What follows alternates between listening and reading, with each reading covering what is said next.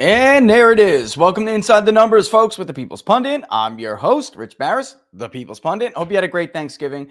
I sure did. I had a fantastic Thanksgiving, and I had a lot to be thankful for.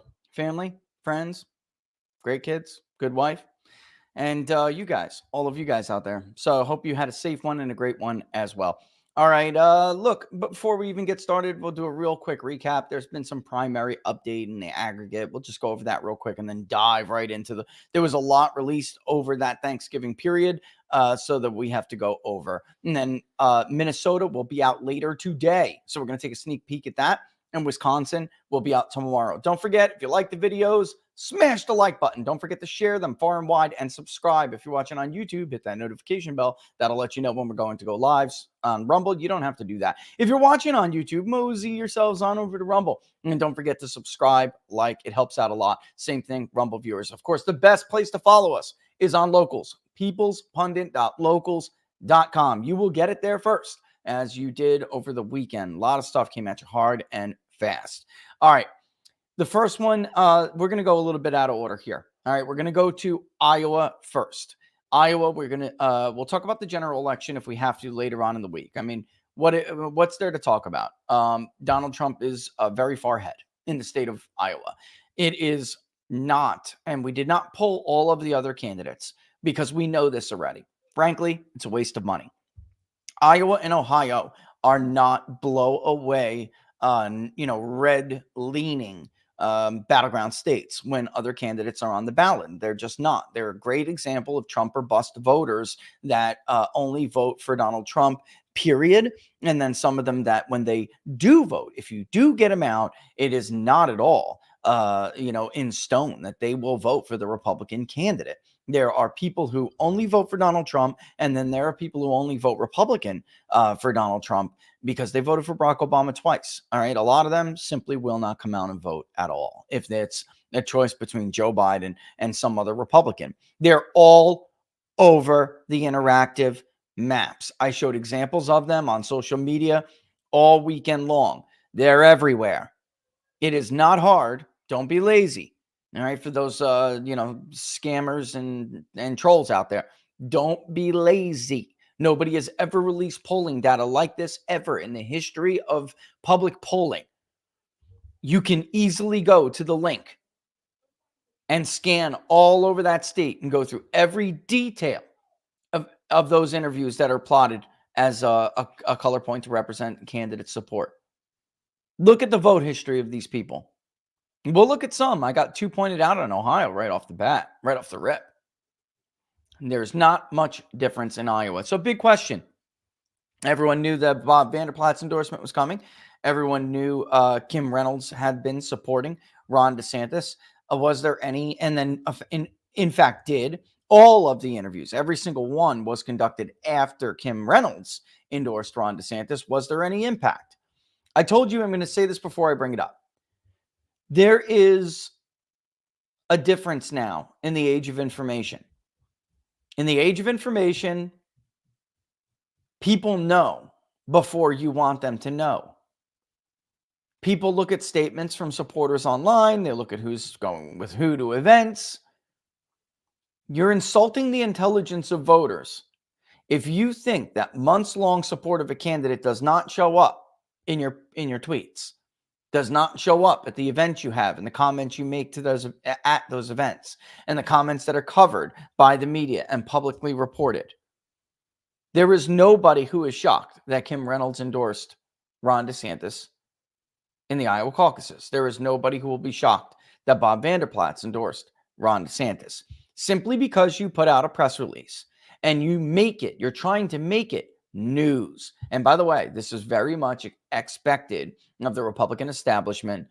This is in the conservative establishments. They are still living in a different era when it comes to how you campaign, which is why they can't seem to win. They think that they're determining the news cycle. They think that they're siphoning information, that they're directing it, they're filtering it. And that's just not how it is anymore. And I hate to tell you guys this, because I told you when the moment Kim Reynolds endorsed, everyone knew last quarter Kim Reynolds supported Ron DeSantis, which is why In Emerson polling, in our polling, in Morning Consult polling, she started to dive. It was when she started to publicly appear, when she started to publicly make statements in support of a candidate and against the front runner. And that's when she began to collapse. So I don't understand why anyone is remotely surprised by this. You got to come into the new era. Then you won't be so surprised. All right, let's pull it up. Here is the Hawkeye State. The Hawkeye State poll. Hawkeye Battleground. All right, look, it's part of the Rust Belt poll. We'll get into it. Here's the headline. Trump's Iowa caucus support solidifies further in November.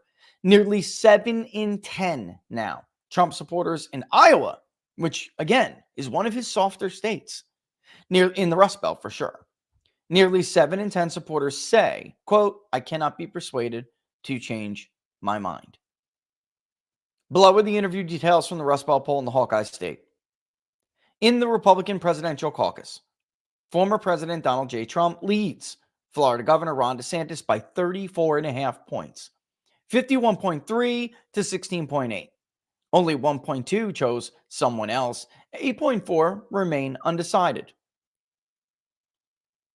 Let me just bring this up. There were people who noted that this is actually a little bit out of the mainstream. If you go to the RCP average, what you'll find is that Trump leads by about 46%. And you know what? In fact, let me pull up the early state polls. There is a development here. I mean, just showing you how far out of the tranche we are. As you can see, Trump, it's not that easy to see, but Trump has surpassed not only 60, but 61% in the national average. Okay. And let me go to Iowa so we can look at Iowa real quick. That was the wrong one. I meant to go to I went to the general election. Excuse me. I'm just going to give you what Iowa is. Actually, he's up since then. 47 flat. DeSantis is at 17. Haley at 14.3. Scott at 6. Ramaswamy at 5. Christie at 4. Doug Burgum 2.7. Hutchinson 0.3. Listen, I am perfectly okay being out of the mainstream when it's not that far out of the mainstream. The Trafalgar Group has Trump up by 26. The NBC Des Moines Register poll has Trump up by 27. They had Trump support at 44 and 43 respectively. They had DeSantis at 18 and 16 respectively. The Iowa, it's Iowa University, Iowa State University, and the Civics poll is much closer to us. They have Trump at 54. Well, I'll show you where we have him. They have DeSantis at 18, Haley at 12, Scott at 2, Ramaswamy at 6. Overall, Trump is up by 36 points. So that's what's in that average that we were just showing. Here's what we got. All right. Below are the interview details for the Rust Belt poll in the Hawkeye State. Trump leads DeSantis 34.5%, 34.5 points. So very close to the Iowa State University poll, which is Trump plus 36. We're a little bit less than that. We have Trump leading 51.3 to 16.8. Only 1.2 chose someone else. 8.4 remain undecided. I'm giving you that, even though I said it already, as a recap so you can see where we are when it comes to everybody else. Here is the map. All right, you can see Trump is dominating in every major area, in every regional demographic, and we define them as the way that you see them defined in the exit polls. Just to keep it, of course, simple, and not only simple, but it's good to be consistent. If a pollster has a certain way of defining his own regions, and we do, they have to say that, and they have to give you context, give the consumer context as to what is the difference between this and what you may see on election night with the exit pollster. So we're not really that far. We're a little bit more bullish on Trump than the Des Moines Register poll, than the Trafalgar poll, and we're much closer to the Iowa State University poll. Let me just say this real quick before we go ahead. Everyone is obsessed with the Des Moines Register poll. That's great. I would rather be closer to the Iowa State University poll than the Des Moines Register poll. The Des Moines Register poll has not gotten it right, folks, since 08, 07, actually. Well, no, oh wait, because they had shown favor, they in the Democratic side more favor to Hillary Clinton until the very final poll. In 2020, they spiked their own poll. It still wasn't right. In 2016, they were wrong. They were. And in 2020, the only reason that Bernie Sanders's margin was anywhere close to right on the Real Clear Politics average was because of the Iowa State University poll, not the Des Moines Register poll. I know that's like blasphemy for people who cover the Iowa caucuses. I don't really care. The truth is the truth. They were wrong for several reasons, DMR. They misinterpreted the evangelical support, and they misinterpreted first-time caucus goers. I just went back and even reviewed just to see. They're like, it doesn't look like there'll be that many first-time caucus goers. That's exactly what they said in 2016, and that was wrong. And first-time caucus goers went for Trump pretty hard, but they were actually incorrect about the share of the evangelical vote, which is why they were wrong in the overall poll. That being said, let me just put it this way. They overstated Trump's support, but without the dirty last-minute trick that was pulled by the Cruz campaign, Trump still would have eked it out.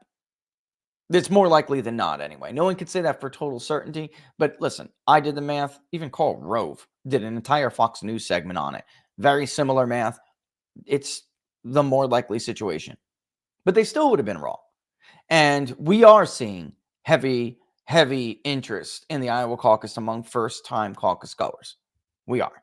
We're not going to discount and disbelieve those people because last time they made up over 40% of the entire Iowa caucus.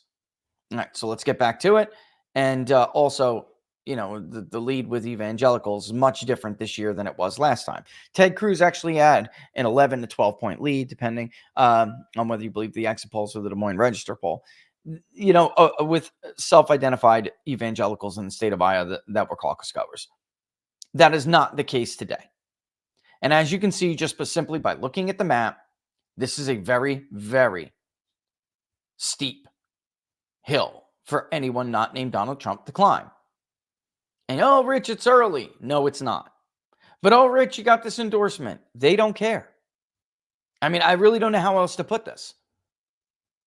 The CBS News poll actually put it very well. Do faith leaders even matter to you anymore? No, they didn't.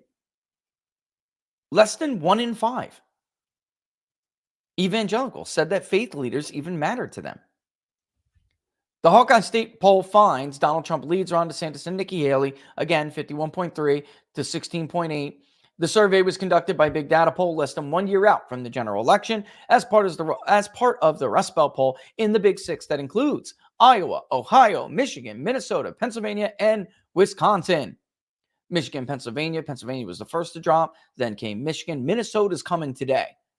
Wisconsin's coming tomorrow. And we'll preview that, all right? But if you go around, it will not take you long to go around on the map, and that's someone with full vote history. There's somebody, there you go, who's not always a midterm voter. This is a Trump-only voter. There's a lot of, but it doesn't, look, it took me the second clip. Obviously, there are more people than not. But if you go around the map, it will not take you long at all to find people who only say that in a general election they'll vote for Trump. We did put their general election numbers in here as well. This entire section, okay, which if you want the counties, I'll give you the counties just to give you an idea of what we do for regional definitions. Same thing as the Edison Research folks do. From Dubuque to Cedar Rapids, down to Davenport, even Iowa City, from Dubuque, Cedar Rapids, Iowa City, and around Davenport, those 8 counties, which are defined as, are you ready? Lynn, Johnson, those are 2 counties that Biden carries.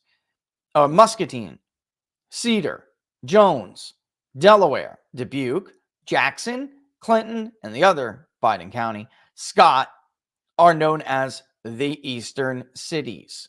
All right. If you go and look in the exit polls, I know that if you don't have access to Edison's internal stuff, you would not know that. All right. So I'm trying to give that to you right now so you do know.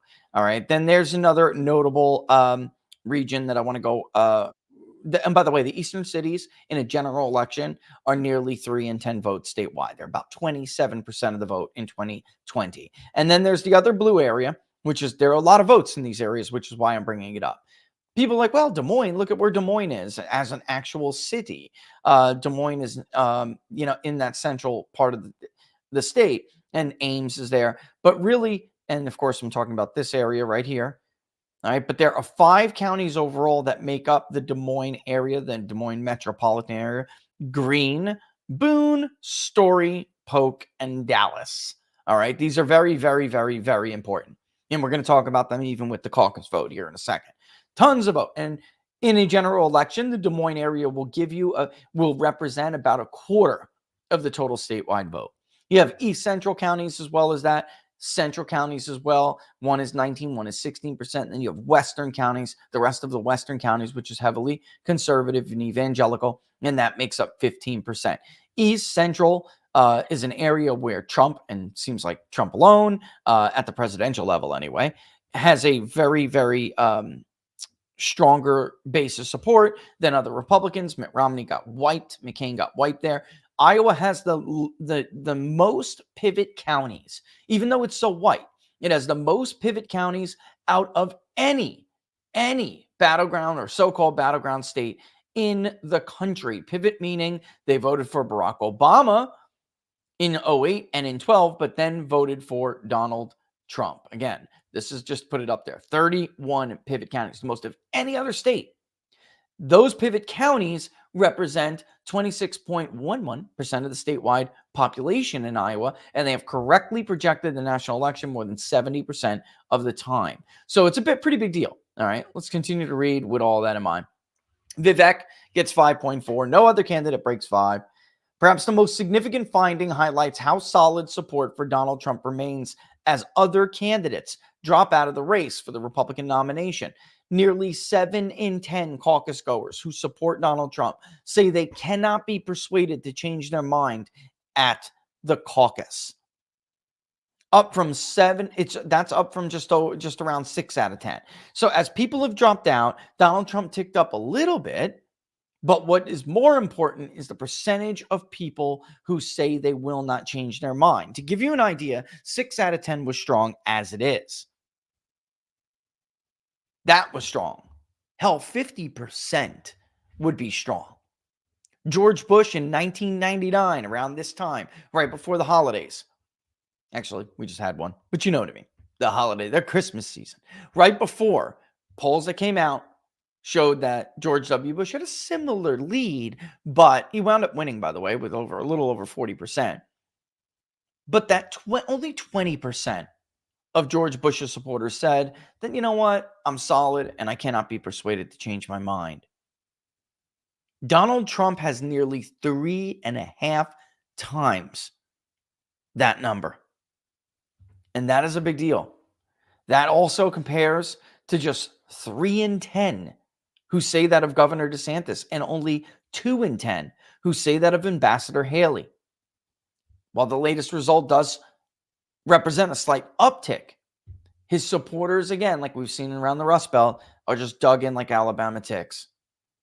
Of all of the caucus goers, every single one that we spoke to, of all of the caucus goers who say they cannot be persuaded to change their mind, about 80% of them are supporters of Trump. That is a big, big deal. Anyone who says otherwise is full of crap. This is what we're calling core candidate support. It's up for Pennsylvania and Michigan as well. Iowa Republican Presidential Caucus, 51.3 total as a first choice support Donald Trump. But with nearly 7 in 10 saying they cannot change their mind, his core support is about 35%. That is an increase of about 3 points, rounded, 2.6%. DeSantis, out of the 16.18% who chose DeSantis as their first choice, only 5.3%, which is 31% of 17 basically, only 5% are core supporters. That's it. That is a statistically insignificant uptick of 0.4%. Nikki Haley.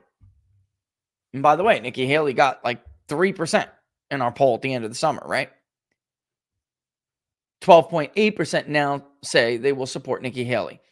But only 2 in 10 say that they are, that they cannot be persuaded to change their mind. Her core support is only 2.5%. That's it.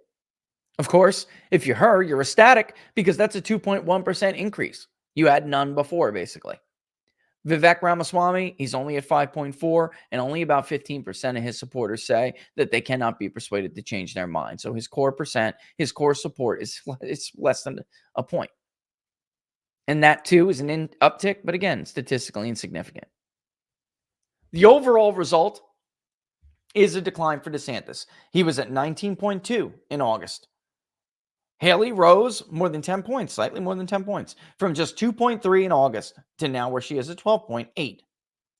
However, and this is worth bringing up, it remains unclear whether her current support has more growth potential in the Hawkeye state, given how poorly she performs among self-identified conservatives. And by the way, among a lot of other demographics that you need to really make a go at the Iowa caucus. She just doesn't have it. I know there were a lot of polls showing that she was tied in Iowa now, and she fizzled out in our polling. The Des Moines Register poll had her tied with DeSantis at 16%. Trafalgar had her at 15 versus 18. The Iowa State University poll had her at 12 versus 18, which is closer to where we are with her now. I just don't see it, and I think she petered out. I think she's not going to break into those demographics that we're going to talk about in a second that are so important. Again, all they're doing is shuffling the bottom deck. And now she's doing worse with some of the 4-year degrees, some of the post-grad folks, and there's just not enough of them. There aren't enough of them. Wait until you see her numbers with evangelicals. The former president dominates across all education demographics, save for caucus goers with advanced degrees. He enjoys the support of roughly 6 in 10, 59.6%, who have a high school degree or less, but also 55.6% who have some college or a 2-year degree. A big, big chunk of the caucus-going electorate. Even caucus goers with a 4-year degree now back Trump over DeSantis and Haley, 47 to 20.2 and 15.7 respectively. He's nearly at a majority with 4-year degree caucus goers. And again, this is a caucus. If this was a primary, it would look a lot more like Pennsylvania. It would look a lot more like Michigan. The primary numbers you're seeing there.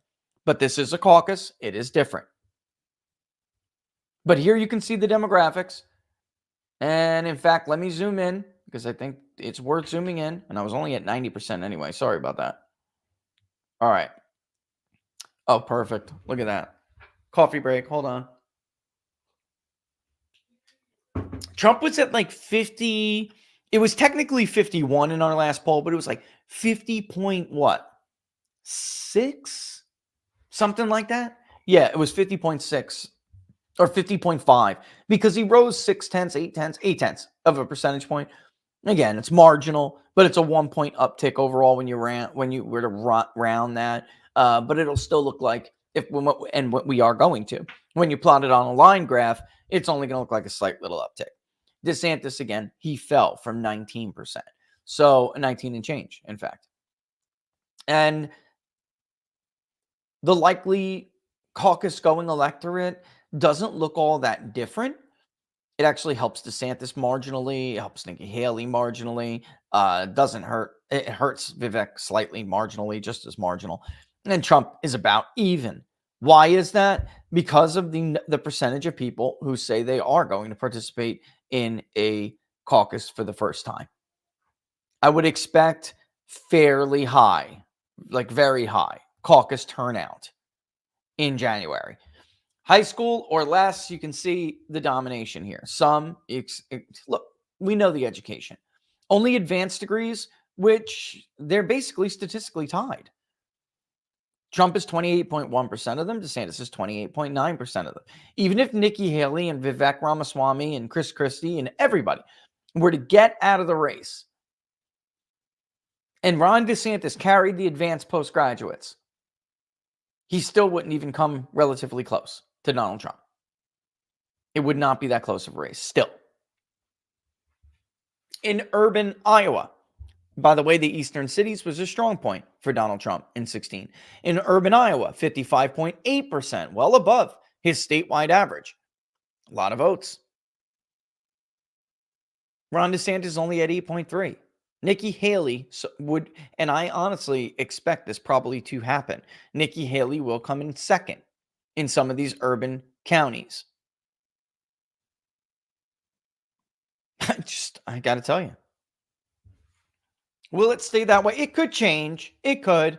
But as of right now, if you went around rural Iowa on the map as the results were coming in, there may be, a county here or two that DeSantis would carry. Maybe. They're right now I'm talking about. But very, very small, with a couple hundred caucus goers. Most of the rural areas are going to go for Donald Trump, as you can clearly see. 53.3% is rural area caucus goers are going for Trump. 17.4% for DeSantis, which is slightly higher than his statewide average. But you would go around and you would see Trump, DeSantis, Haley, Ramaswamy in rural counties. In urban counties, you would see Trump, Haley, DeSantis. And then in some of those suburban areas, there may be some that are relatively close, but as of right now, Trump is like 3 points away, from a majority in suburban Iowa. And we're going to have probably some people drop out before the caucus, maybe not, but some, and it wouldn't matter anyway. It's just, he would win them with that kind of level of support anyway. And then I think depending on the suburb, you're probably going to see some trade-off between DeSantis and Haley. I think Haley probably is going to have some suburbs where she outperforms DeSantis. I do. Evangelical support for Trump is still extremely high. As you can see, that is a 25-point lead for Donald Trump. We had him at around 30 points the last poll. These come down since then, but 5 points. By the way, that's within the sampling error for subgroups. For that particular subgroup, it's within the sampling error. It's almost exactly it, actually. It's a little bit higher. Catholics, Trump is dominating. And of course, self-identified conservatives. This is Nikki Haley's problem. Look at how she's doing with self-identified conservatives. Little pop quiz. How many or what percentage of the Iowa caucus electorate in 2016 were self-identified conservatives? Damn near 80%. So I just don't see how somebody who's getting 10% of 80%, which, folks, is 8%. I just don't see how she's going to do, when it comes to Iowa anyway. And if I was her, I'd play it like this. I think she's smart to play it like this. I would not try to beat Ron DeSantis for second place in Iowa if I was Nikki Haley. I wouldn't do it. I wouldn't do it. I would try to embarrass him and come a lot closer than people expect. But I would not try to beat Ron DeSantis if I'm Team Haley. And I think they know that. I think they're smart enough to know that. And I think they're not going to make that mistake. They're going to keep using, good, favorable press polls, whatever. They're going to harness that. And they have been very good at doing that. But they are not going to go all in Iowa and try to beat Ron DeSantis, on the right. She's not going to go throw her, support behind a 6-week abortion ban. She's not going to do that. Why? Because the model, that the Iowa or bust model, that Cruise Crew 2.0 has convinced Ron DeSantis to run in Iowa, is going to cost him New Hampshire. It's going to cost him South Carolina. It's going to cost him Nevada. It's going to cost him the rest of the Rust Belt. It's going to cost him every single southern state. It's going to cost him California. It's going to cost him Texas. It's costing him his own state. All Nikki Haley has to do is bide her time. Ron DeSantis has to win Iowa in a stunning upset, has to win Iowa, and then he has 2 weeks, less, to convince the Republican electorate that he is not who he told Iowans he is, and that he's much more moderate and electable than that. Folks, this has been tried and had before. Many, many times before. It doesn't work. Team Haley knows it doesn't work. Their campaign memos to donors, which I have read, probably every single one of them in the last couple of weeks, have been brilliant. And there are stories all over, from Politico to the Post to Murdoch Inc., everywhere, pointing out that Ron DeSantis has no path. He has doomed himself into the Iowa corner. And donors are coalescing behind her because they know she's right. Ted Cruz also made the promises that he was, and by the way, Bob Vander Plaats and the rest of them, somebody just put up a clip the other day on Twitter. I was going to run it until I realized I don't care enough. I'll just tell you, and I know you guys will take my word for it. If you don't, go. That's great. Go to Twitter, go look it up. I know he's a Trump memer and everything, but Miguel Fornia put it up. It's real footage. Bob Vander Plaats talking about how the scam to screw over Ben Carson didn't really hurt. And that wasn't, they didn't mean to do that. And it didn't cost anybody the caucus. It didn't cost any votes. I mean, that is totally fiction. Of course it did.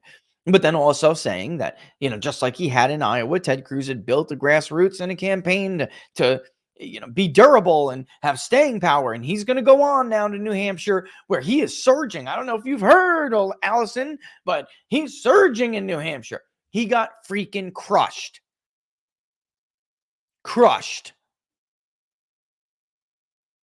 Marco Rubio, who played his cards right, came in third, a strong third in Iowa. Had more bounce and pop out of Iowa into New Hampshire than Ted Cruz did. Ted Cruz's Iowa caucus victory secured him a steaming pile of horse in New Hampshire. They tie it around your neck and you stank as you walk around that state. Look, it's the Puritan. They are not that kind of voter. You need to find the balance, the happy medium. There's only ever been 2 people who have ever been able to do that. And one was Scott Walker. He didn't make it because he allowed very many, some sane people, by the way, to run his campaign into the ground. Thank you, George Will's wife. But he was the only one who had been able to run first place in New Hampshire and Iowa leading up in early polls, and he blew it because of how he conducted himself. And then, of course, the other one is Donald Trump. George W. Bush was dealing with a very different electorate when he won the Iowa caucuses in 2000. It didn't kill him everywhere else, especially because South Carolina is very key to this. Ideologically, by percentage, it looks very close to Iowa, not like New Hampshire, but in truth, being conservative in South Carolina means something different when you're talking about these exit polls. And there are just way too many. So, they say they're self-described conservatives, but in truth, on issues like abortion, they're not in lockstep with those in Iowa. So when Bush was running, it was different. Bush could win Iowa, lose New Hampshire to McCain or something, and then go in as long as he would recoup himself in South Carolina and bounce back. And it was a slog. The nomination was a slog because Bush chose the Iowa or bust strategy even back then. And he had a sizable national lead. Nothing like Trump's now, especially with the firmness in his support. But this was smart on him. I know it's like, oh, God, Haley's, that's it. That's her ceiling. If you're Haley, you want 15 or 20% to be your ceiling. That's the truth. Unless Ron DeSantis were to totally collapse and then, she leapfrogs him for second or something. That would be fine. But she is not going to throw away her pole position in the rest of the early states to win the Iowa caucus. She's not going to do it. And that is the smart strategic play. All right. President Trump also leads in every region to include the vote-rich eastern cities, 53.4%. That includes Dubuque, Davenport, Cedar Rapids, and Iowa City. While the Des Moines area does give a more than 20-point advantage to Trump, it is the region that is most supportive of DeSantis at 22.1%. The remainder of the state overwhelmingly backs Trump over DeSantis, 53.3 to 15.7 and 12.3 respectively. All right. And somebody had asked me, hey, Rich, it's kind of a small sample. It's not. There's a general election sample, too. That's over 1,000. But for Republican caucus goers, it's not that small. And it's about the same size as the last one we did. All right, but I understand what you're saying. I do have to highlight these here. When you go, like I'm going to show you in a second, I believe it's Ohio. When you go to the Ohio one, what you will see is that, they started to link. So you could go and click on them if you want. Why? Because related posts and blogs and stuff isn't really, and there's Ohio. We can go there from here. But previous and next is working better than related. Some of this other stuff is they're not poll releases. This one is, but this one is not. This one isn't. And by the way, I'm going to leave that alone. All right. Let's go to Ohio, and then we'll come back and say, do I want to take a quick break? It's 12:40. I don't want to take a quick break. It's too early. I'd rather interrupt Ohio. But let's take some questions real quick. And I did put up the Q&A thing in the title. The stupid templates on Rumble. That wasn't really supposed to be the case, but we can still certainly answer questions. There was something I wanted to go over, which, if we have time, the news review segment. By the way, we're bringing back the polling misinformation alert. That segment is coming back. And I'm actually going to start to reach out to other pollsters. Robert, Mark, Jim Lee. I'll even put a call out to David at Suffolk. I know Patrick Murray likes to talk about this stuff a lot in different segments. So I'd love for these guys to come on and deal with what is becoming a growing, almost epidemic of polling bullshit on social media. Everyone has a right to say whatever they want, and I don't like censorship. And I don't like community notes. I just don't like stuff like that. Like, who the hell are you to say what is true or not? You're just you're a bureaucrat at Twitter. You're a techie at Twitter. You're not an expert. And some of these people they get, they don't stay in their lane, right?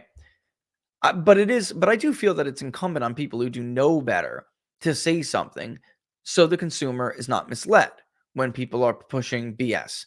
Now, when it comes to like the collusion delusion, like misinformation like that led to Steve Scalise being shot along with 4 others. And it was a patently false, blatant lie. And there probably should be consequences for media outlets who knowingly push something that led to the attempted assassination of the House Majority Whip.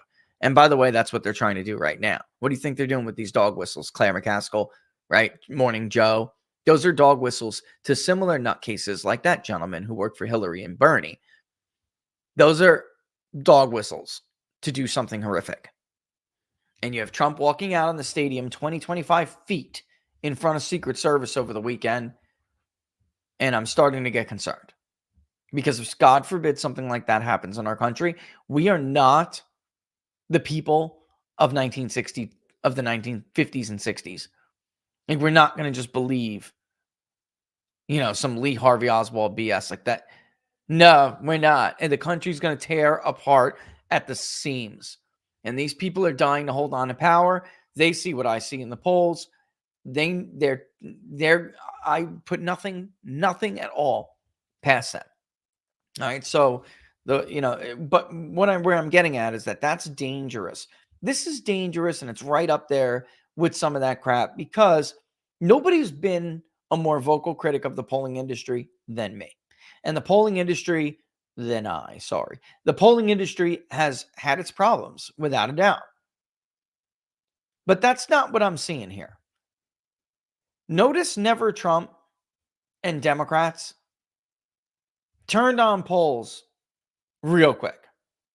The difference is those of us who criticize polls in the past, most of us, at least people like me at my level, know what we're talking about and are making or raising serious objections, methodological problems, hell, yes, even ethical issues. They're not contributing to that conversation in a positive fashion at all. People like me who know it, first of all, they're overtly partisan and they're candidate tied. That's number one and number two. Secondly, for people like me who do know what we're talking about, and I hope to get them on the show. I was talking about somebody I was talking to somebody about a specific tweet we had seen from a specific candidate supporter, and he's out of nowhere. By the way, this guy grew following fairly quick and has made his rounds rather quick. I was talking with someone who's from a certain election forecast site, right? Election results site. Anyway, to people like us reading this stuff, there's really only two options. One, they're intentional liars and know what they're talking about, but they're preying on people's rational ignorance. And two, they're really bad posers. But either way, it's really bad because they don't seem to understand basic concepts about polling or even basic principles of statistics, principles of randomization, what a sampling error is, the difference, by the way, between a margin of error and a sampling error. They just don't seem to understand those things. So they either do and they're lying, and it's really like sinister that they're intentionally misleading people about basic principles that people need to know in order to understand how to consume polls. So that would be probably even the worst, right, Laura? That would be even the worst case scenario, that they do know and they're twisting the basics, which will do a lot of damage. Folks, people like Nate Silver and others did a lot of damage. They didn't, well, as there became such an increased or heightened increase or heightened interest in the polling industry among politicos who like follow news junkies, we should have been better at explaining what polls are, these basic principles, what you can expect out of them, what you should take from them. And instead we had, some total grifting shill, one of David Pluff's old shills who ran a blog, rising to like guru stardom and pumping people with all this BS about how accurate his model is because of how accurate polls are. And the truth is, polls are generally accurate still. We've had some bad misses. They're not 30 points off. They're not 40 points off. Okay? They're not 50 and 60 points off. I mean, this is crazy, Lord. This is crazy, all right? And to equate small errors that are within the sampling error or just outside the sampling error with 30, 40, 50-point misses really demonstrate to people who do know what they're talking about that you're either an evil SOB who's intentionally misleading people with the dumbest shit you could possibly drag up, or you are so stupid you don't realize you look dumb to everybody else, but you probably don't care because you're a hack who just is pushing this crap to serve a candidate's purpose anyway. Yips, I forgot that. That's Laura sending me messages. Yeah. Either way, it's bad. Yeah, I'd rather the message and the thing. It doesn't bing me, at least. But either way, it's bad. Anyway, we're going to bring back those segments because it's, I think, incumbent on those of us, since I'm not a censorship guy, but we can set the record straight and then go from there. Because there's a lot. This cycle has been very, very, very bad with this. And I have to be honest, it's coming from in my entire career as a polling critic and a pollster. Almost all of my fire has been trained on the left, who weaponize polls and in the worst case scenario, and in the best case scenario, just kept tripping up on their own groupthink and internal biases. Really, they were like, a lot of them were trapped in their own cognitive biases, right? This is different. This is the right. This is a straight grift. The vast majority of misinformation relating to polling in this cycle is coming from absolute grifters on the right. And that's a tragedy. And there are people who used to be behind Unskew the Polls. They have like a new group of like sycophants. There are so-called pollsters out there who, until he's now totally embarrassed himself, right? And we all know who I'm talking about. He's now totally embarrassed himself, going after Mark Penn. Oh, it's a shit poll, right? Shit, it's trash, it's shit, right? Trump is not doing this well with young people. Trump is not having those kinds of gains with non-whites. Me, same thing. Because generally, I think it's fair to say that myself and Mark Penn were ahead of the curve. I think that's fair to say, right? And now everybody is seeing it. So he's just totally disgraced himself. And, it is what it is. But a whole lot of people took his cue. And he's aligned with other pollsters who were literally behind the Unskew the Polls movement. Came up with this like Unskew the Polls 2.0 thing. And it's dangerous, folks. It's dangerous because you have to understand how to consume these things. And people like that are doing a disservice to the voter and the entire political process, because if you start to misunderstand polls and what they're good for, it causes a rift and it causes distrust in the political process itself. It's really no better than Democrats tampering with elections. It's not. So it does the same kind of damage. All right. 1248. Let me get into it.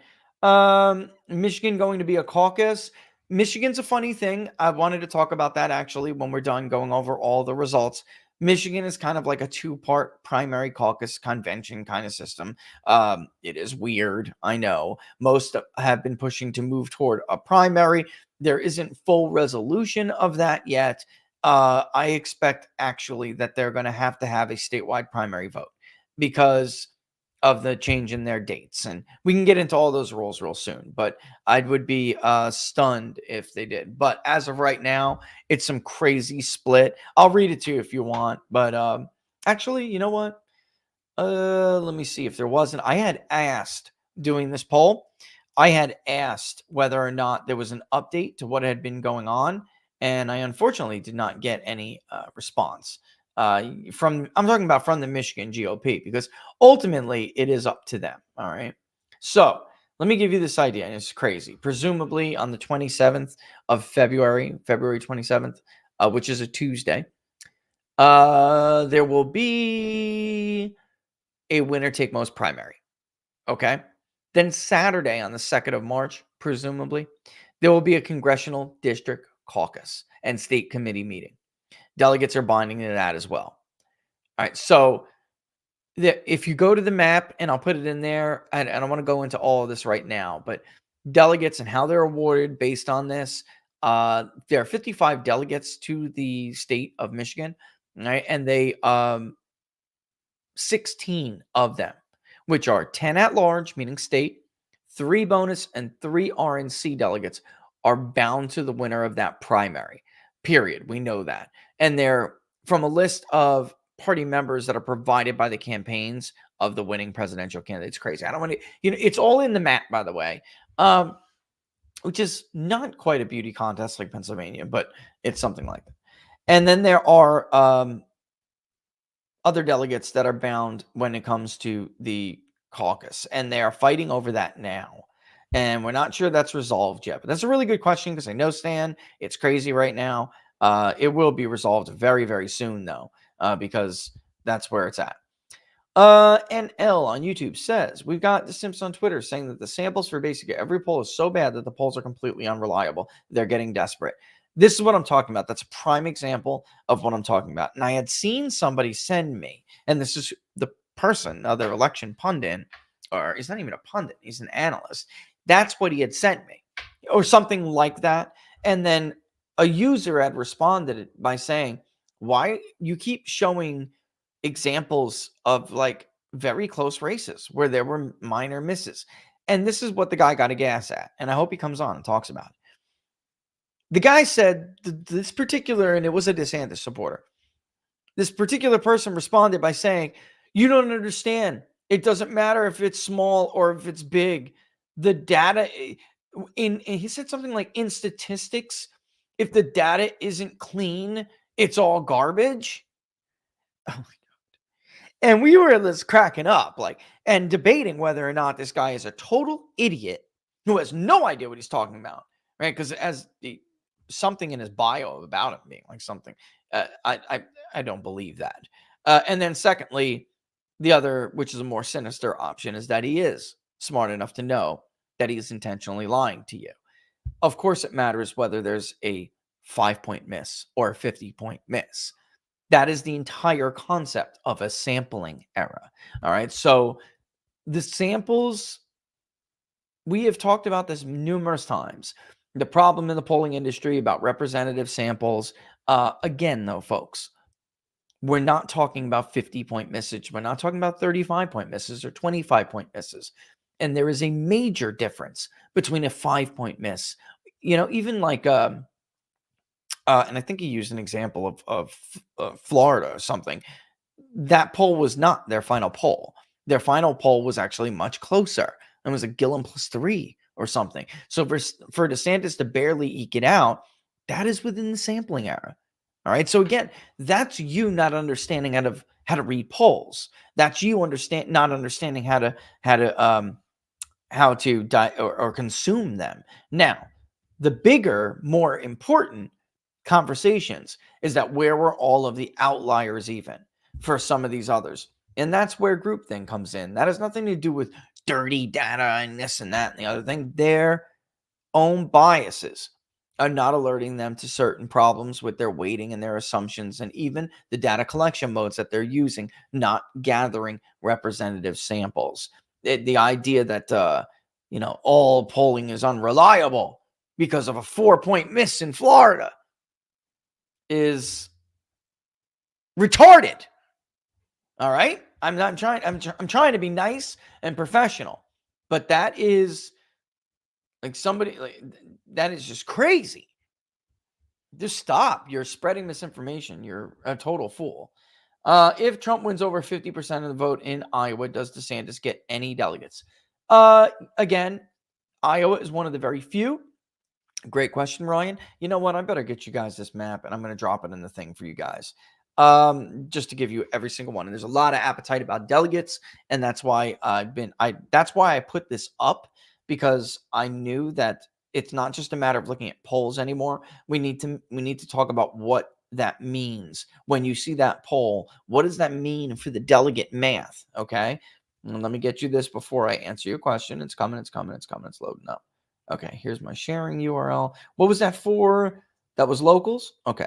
I mean, locals, I know you got it, but we're just going to put it in there again.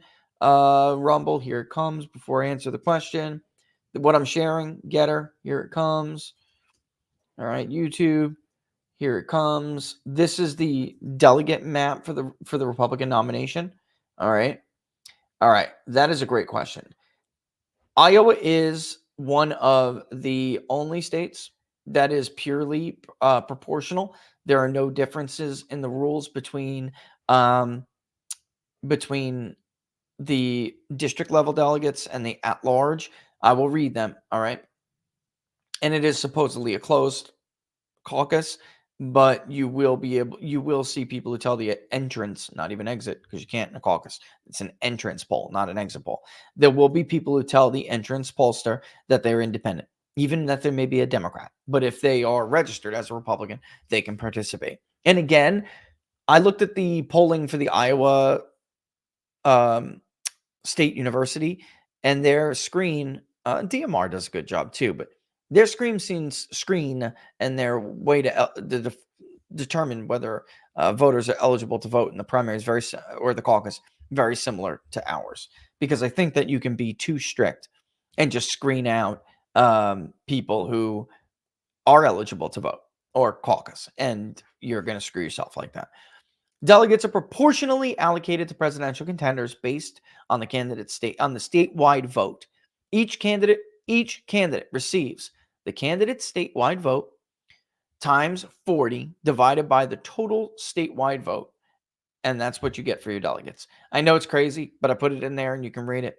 That's the long answer to yes. DeSantis and Haley will probably Haley as well. If it was today and the polling was like tomorrow was the election, this is how it would shake out. Yeah, Trump's going to get the lion's share of them. But it will be proportional. You know, when Ted Cruz had his huge victory that they're all talking about because of Bob Vanderplatz's endorsement, he got all of like 3 delegates more than Donald Trump. That's it. And Marco Rubio got like 1.5 less than Trump. That's it. Like there is no deciding blowout factor in Iowa. And in New Hampshire is when everyone's going to run into a problem. Because when you look at the polls in New Hampshire right now, and I don't have my map up. I'm going to wait. We'll go over it another time. Maybe I'll take time in this week. I'll do a show about delegate allocation. But there's a 10% threshold in New Hampshire. So while it is technically proportional, and there's no there's no winner take all provision, there can be. You can technically win by so much. You turn it into winner take all. It's possible. Why? Because you can drive every candidate below 10. If they don't meet that threshold, which DeSantis doesn't meet. Chris Christie, Donald Trump, and Nikki Haley are meeting that threshold, if I'm not mistaken. Let me just go and look it up. DeSantis is not meeting. I don't believe he is, Laura, the threshold in New Hampshire. But let me just double check. Yeah, I'm pretty sure he's not there. It's Chris Christie, Nikki Haley, and Donald Trump. They're the only 3 candidates who are polling at a level that secures them or makes them eligible for delegates in the state of New Hampshire. And by the way, ditto to South Carolina. Only it's not Chris Christie. He's not eligible.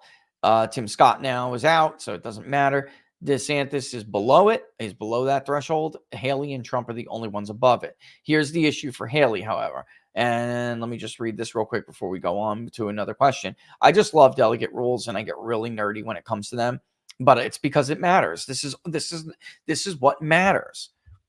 All registered voters may participate. 21 district delegates are to be allocated to candidates based on the results in each of the 7 congressional districts, obviously with 3 delegates per district, and they're based on winner-take-all rules. 29 of the at-large delegates are allocated to the statewide winner, no threshold. All right, so there is this is a problem for Ron DeSantis. He can win the Iowa caucuses and then get crushed, absolutely crushed in the other states. And if that happens, I mean, it's done. Nikki Haley is making the case that she is the one to support because she is the one who has a real path forward. And there's no way to argue against her on that. I'm sorry. There's not. There is just no way to argue against. She has the more long-term durable campaign. Not to mention that she is not relying on a super PAC to run her campaign. In case you missed the Sunday shows, where is I'm trying to look. I'm sorry. Excuse me. I'm trying to look for something. The Sunday shows now have started to tell you what I have been telling you, that they are walking up to the line of committing crimes here. You cannot use the super PAC to run your campaign. The DeSantis effort, let's just call it, because I mean, it's not just a campaign. They have basically abdicated most of the duties to the super PAC. For instance, you can't host one candidate for every single event. You can host a candidate more time than another, but you have to have a certain percentage of all the events super PAC hosted, not headline. You know, there have to be other headliners. And Ron DeSantis' only presidential candidate they have used to headline events. Now, they're bringing in other people to headline events and claiming to get around it. However, what are those people doing? Advocating for Ron DeSantis for president. This is I'm telling you, I would not be surprised if there are, at minimum, significant violations thrown on them after this campaign is over, possibly even Justice Department action, because people out there, you can mock her all you want. People like Laura Loomer, the stuff she has put on X on Twitter, on Loomer Report or whatever, Loomer, what it's called, the stuff she has put up there is enough for the FBI to go, wait, what? It's enough. Believe me, it's a problem. It's definitely enough, too, for the Federal Elections Commission to go, wait, what? FBI, take a look into this for me. It's serious. It's the first time we've ever seen something like this happen. And all for, again, Iowa, because Haley is going to be in a much better position in South Carolina. And she's not relying on that super PAC apparatus to handle all of her day-to-day campaign stuff, scheduling, right? And by the way, I got to bring this up before we move on from Iowa. I'm so glad I brought this up. Oh, how can I go on to Ohio before bringing this up? There is, without a shadow of a doubt, an angle here. Never Back Down is branded, tied to the DeSantis campaign. They know it now too, and they know what I'm about to say is true, which is why they ceded $1 million to someone else to leave Never Back Down and go start another group to run ads in Iowa, okay, and do things for DeSantis in Iowa. The voters of Iowa are finished with Never Back Down. They are very upset, especially this is the funny thing, Laura. A lot of the Never Trump people were the ones who had the most complaints during this poll. They're looking for somebody. Maybe I'll vote for DeSantis. Maybe I'll vote for Haley. Tim Scott, they took a good look at. Every time there's somebody that comes up that they want to look at, Never Back Down attacks them, and viciously. And they're over it. And I'm not at all uncomfortable with saying that a big part of Ron DeSantis' fall this month, 3-point, but it's still a fall, is that backfiring, attacking largely Nikki Haley, and it backfiring. All right.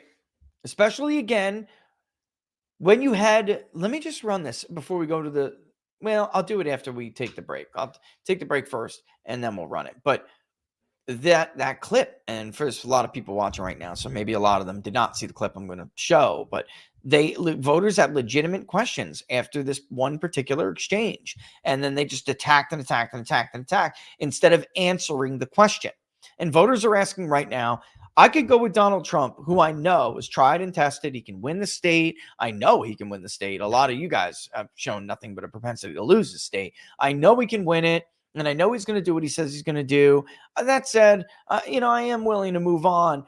Why are you better than her? Or why are you better than Tim Scott? And it's just attack.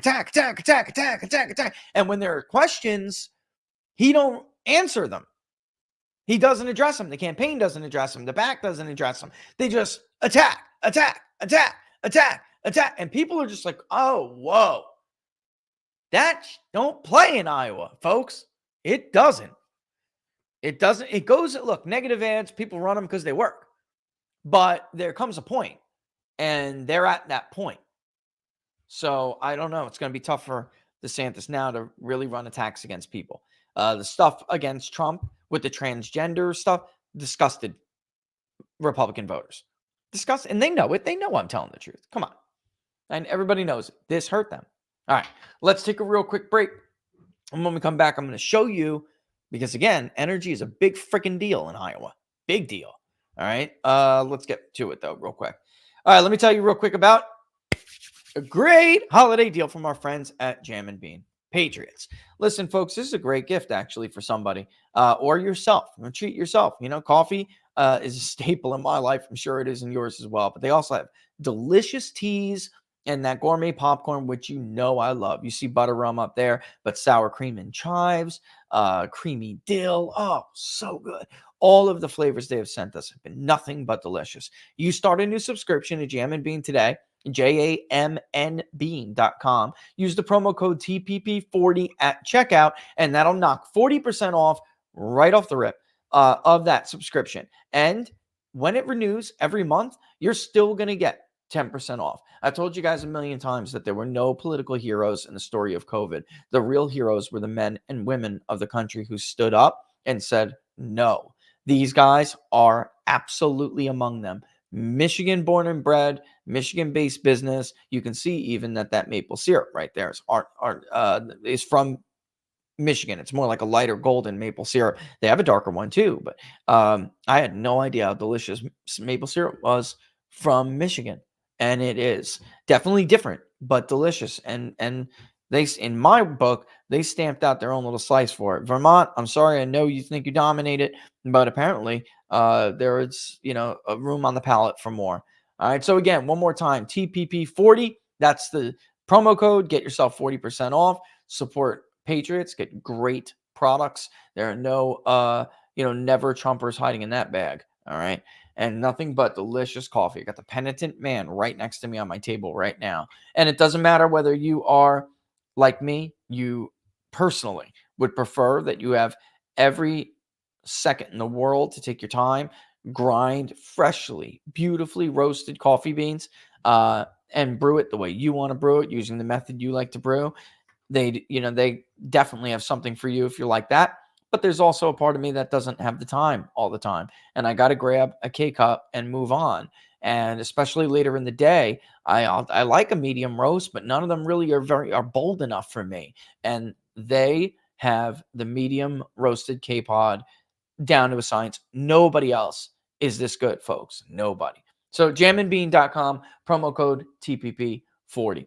Go to the grocery store, buy yourself a K cup from one of those crappy brands, pop it open, and take a look and see what's inside. I just wanted to say Okay. congratulations, because Thomas just had his baby daughter a few hours ago, and he's the one of the owners of Jam and Bean. No way. Yes, I got pictures. How the hell I'm did I so not know excited. that? How Well, the hell did because I? I've been busy. I Sorry, know, I sorry. know. Oh my God. Congratulations, Thomas. Congratulations. By the way, beautiful babies. Oh Family. yes, and Beautiful she's babies. as cute as a button. And good Oh, job, Mama, for being a rock star. I would love to see some pictures after the show. That sounds great. I Oh got you. God. God bless. Holiday baby. Praise God. Give Thanksgiving. Really. All right. So good for him. Good for him. All right. I'll get back to some of the questions. Let's pull up. Where was I? Where are you? I know you're here. You cannot elude me forever. How could I possibly have lost this already? Nope, there it is. All right. And there was one, I know I had two up, I thought, but I do. All right, let me use the other one. Let me stop this one and get rid of this. Because the other one's bigger. You're gonna be able to see it better. All right. I don't know why I didn't zoom the first time. I apologize for that. But zooming makes it much, much easier to see. Just an absolute blowout in the state of Ohio right now. But again, as Suffolk University has shown, as many others have shown, this is a phenomena that is related to Donald Trump. It is not something that you're going to see. I don't care if it's Nikki Haley and her ridiculous 13-point leads in Michigan. That's not going to happen. That is done by inflated white vote share and vote turnout. That's never going to happen. And then they don't know her. They don't know her. The only way that you can turn that state into the kind of margins we're seeing now is if you get this voter, that there's two groups really of voters that we're going to talk about.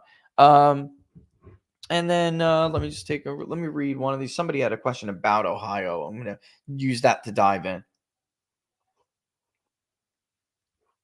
Oh, there's two actually. How long have I been doing publicly? About 10 years. Although 2014 was not as widespread as it was in 2016. And 2014 was just that we had really small panels of undecided voters in the Senate races and governor's races that were up in the midterms. And then in 2016, we expanded that really as an experiment to show you guys that that response biases are real. That certain kinds of cognitive biases, of course, are real. Response bias, participation bias, especially we were talking about, is very real, and that there were no wild 13 to 15 point swings in the electorate between Romney and Obama. That just wasn't real. And so in 2016 we did that, and we just all went from there. How does one explain the 9-point difference between Ohio and Pennsylvania in the 2020 presidential election? You know, there was one, to be fair. It was a large difference in 2016 as well, even when Trump carried Pennsylvania. I think there are two things going on. One is it was obviously a much bigger disparity in 2020. However, there are realignments all the time. It is true that typically these Rust Belt states would vote within a few points of each other. When you're looking at Ohio and Pennsylvania, that isn't necessarily the truth anymore because of those realignments. All right. But what we can, because of the similarity of demographics, what we can rely on to be true is that if you do see, like in Pennsylvania, for instance, a 5-point swing in Pennsylvania, you're going to see approximately that kind of swing in surrounding states, or closer, like Ohio or Michigan. I was a little bit surprised by the swing toward Trump in Michigan. I did not expect. I saw that Epic. I think it was Epic MRI. I don't know, whoever does Detroit Free Press, and it was Trump +5, and I thought bull. I really did. I thought we would maybe, see a 3-point lead for Trump if he was really having a good month or something. I didn't expect that. I also didn't expect what you're going to see in Minnesota. That one is the real eye popper, in my opinion. Here, we already know Trump won and wins Ohio by significant margins. So how much more could he go, right? I was a little bit shocked how big this was as well. I thought maybe, you're talking about 8.9-point swings nationwide. So maybe Ohio blunts that a little bit and it's 2 points, but that's not the case. It is more than that, or at least it is as of this moment. Within the sampling era, again, how much emphasis has been put on polling the bellwether counties for 2024, especially as Biden only won one of them? There still will be key counties. That's a great question. So, for instance, in like Pennsylvania, we're still looking at Erie and Northampton as very, very important counties. That is a great question and understood. But there are going to be counties like Sauk, although it's small, in Wisconsin. Juneau County was definitely the county everybody looked at. Trump won it. He won it overwhelmingly. That's the county that's a bellwether county in the past. Bellwether counties do change. I don't think that explains what happened in 2020 at all. And this also is the major problem for Joe Biden. Trump is obviously doing better in some of these swing counties and bellwether counties, but that's not really where he's doing the damage. He's doing damage in a lot of blue strongholds in the urban centers, and Ohio is a great example of this. We went over Michigan last week. Great example. And by the way, I'm not alone. Now everybody else is basically writing articles. Pollsters are reviewing their polls, showing you that it is with these. It's not that Biden has collapsed. That's true. He has collapsed with some demographic groups that are Democratic, not leaning, overwhelming Democratic constituencies. But it's more than that. It's that Biden has collapsed, but Trump has risen as well. So even if Biden was to consolidate everything that remains of what he lost, it's not going to be enough because Trump has pulled some of that away. And where does that pop up? Well, I guess that's a great place to start here. Hold on.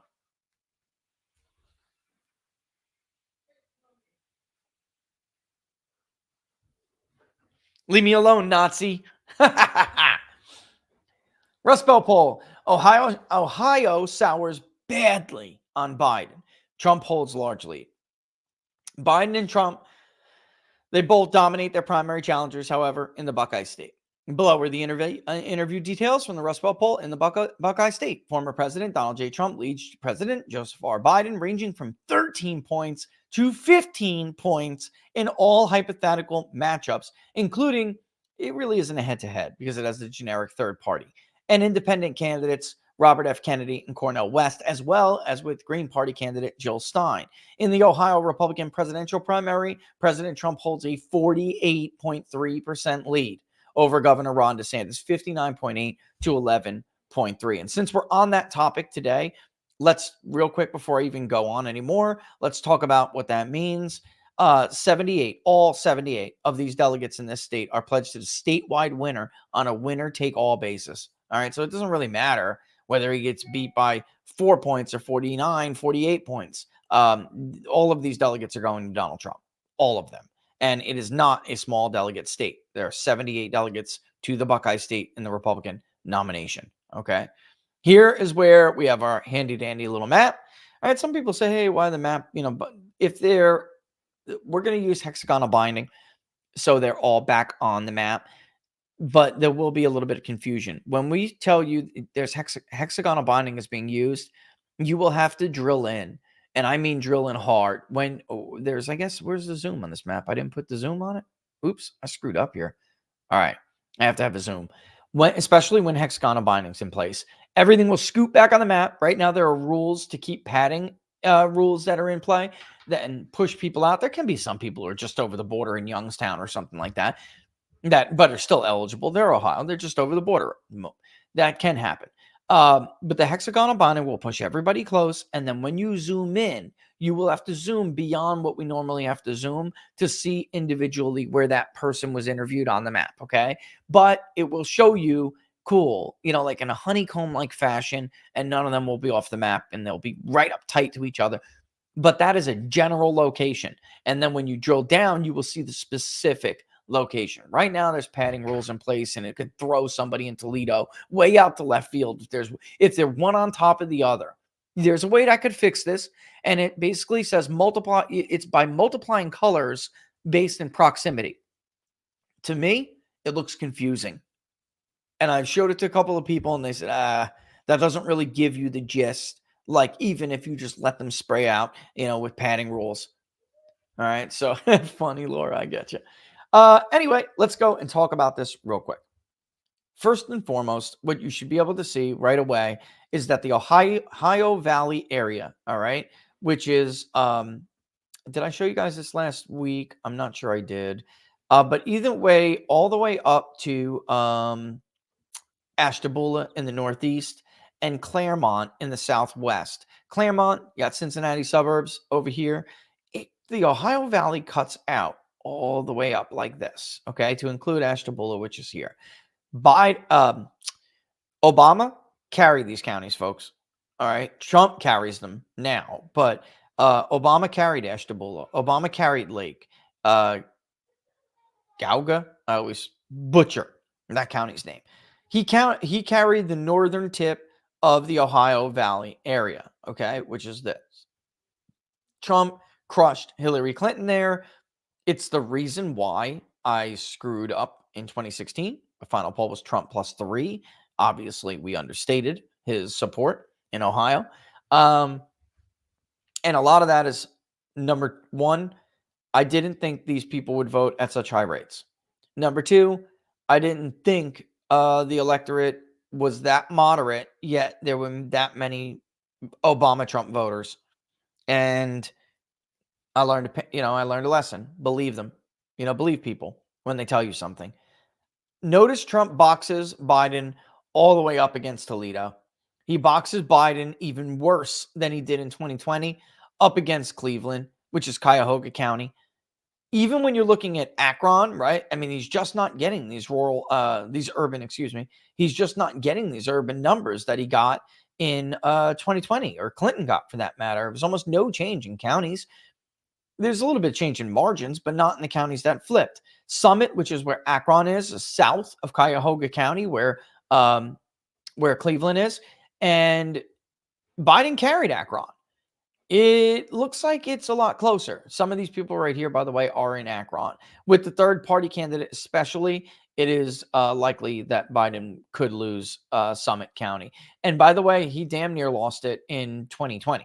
He won it 54-44. And that's not a normal margin for a Democrat. All right, so there's that. He only won the Toledo area, which is Lucas County. He only won that in 2020. Until you get to central Ohio, which is where Columbus is. This, of course, is Franklin County. people want to always harken back to the Bush era of that area. And it's just, there aren't those suburbs voting for Republicans. It's just not there anymore, folks. I mean, it's not going to be, you have to win a different way. On the Ohio Valley area, the only county that Biden won was Athens. He won it by about 4,000 votes, which is a semi-big spread. Even Athens has swung back quite a bit. You can see he has almost no support in the Athens area, which is devastating. I mean, devastating. It's not like we undersampled the region. We didn't.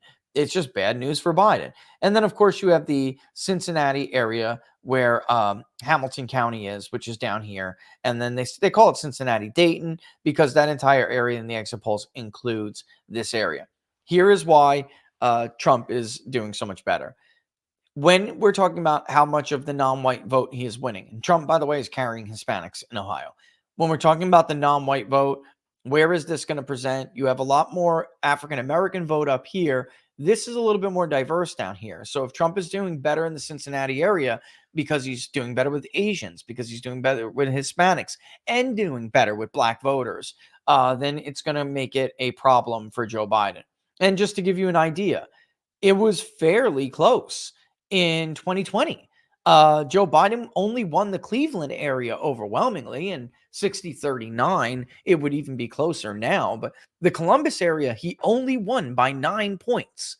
So when you're seeing these huge swings everywhere else, it is not inconceivable that Trump takes the Cincinnati area, the Cincinnati-Dayton area. And you could see he's doing better in Dayton than he is in Cincinnati, but this is a real problem for Joe Biden. And to give you guys the county margins, Montgomery, where Dayton is, Joe Biden barely won it. He won it 50.3 to 48.1. He's losing it to Donald Trump right now. Montgomery is going to Donald Trump at this point.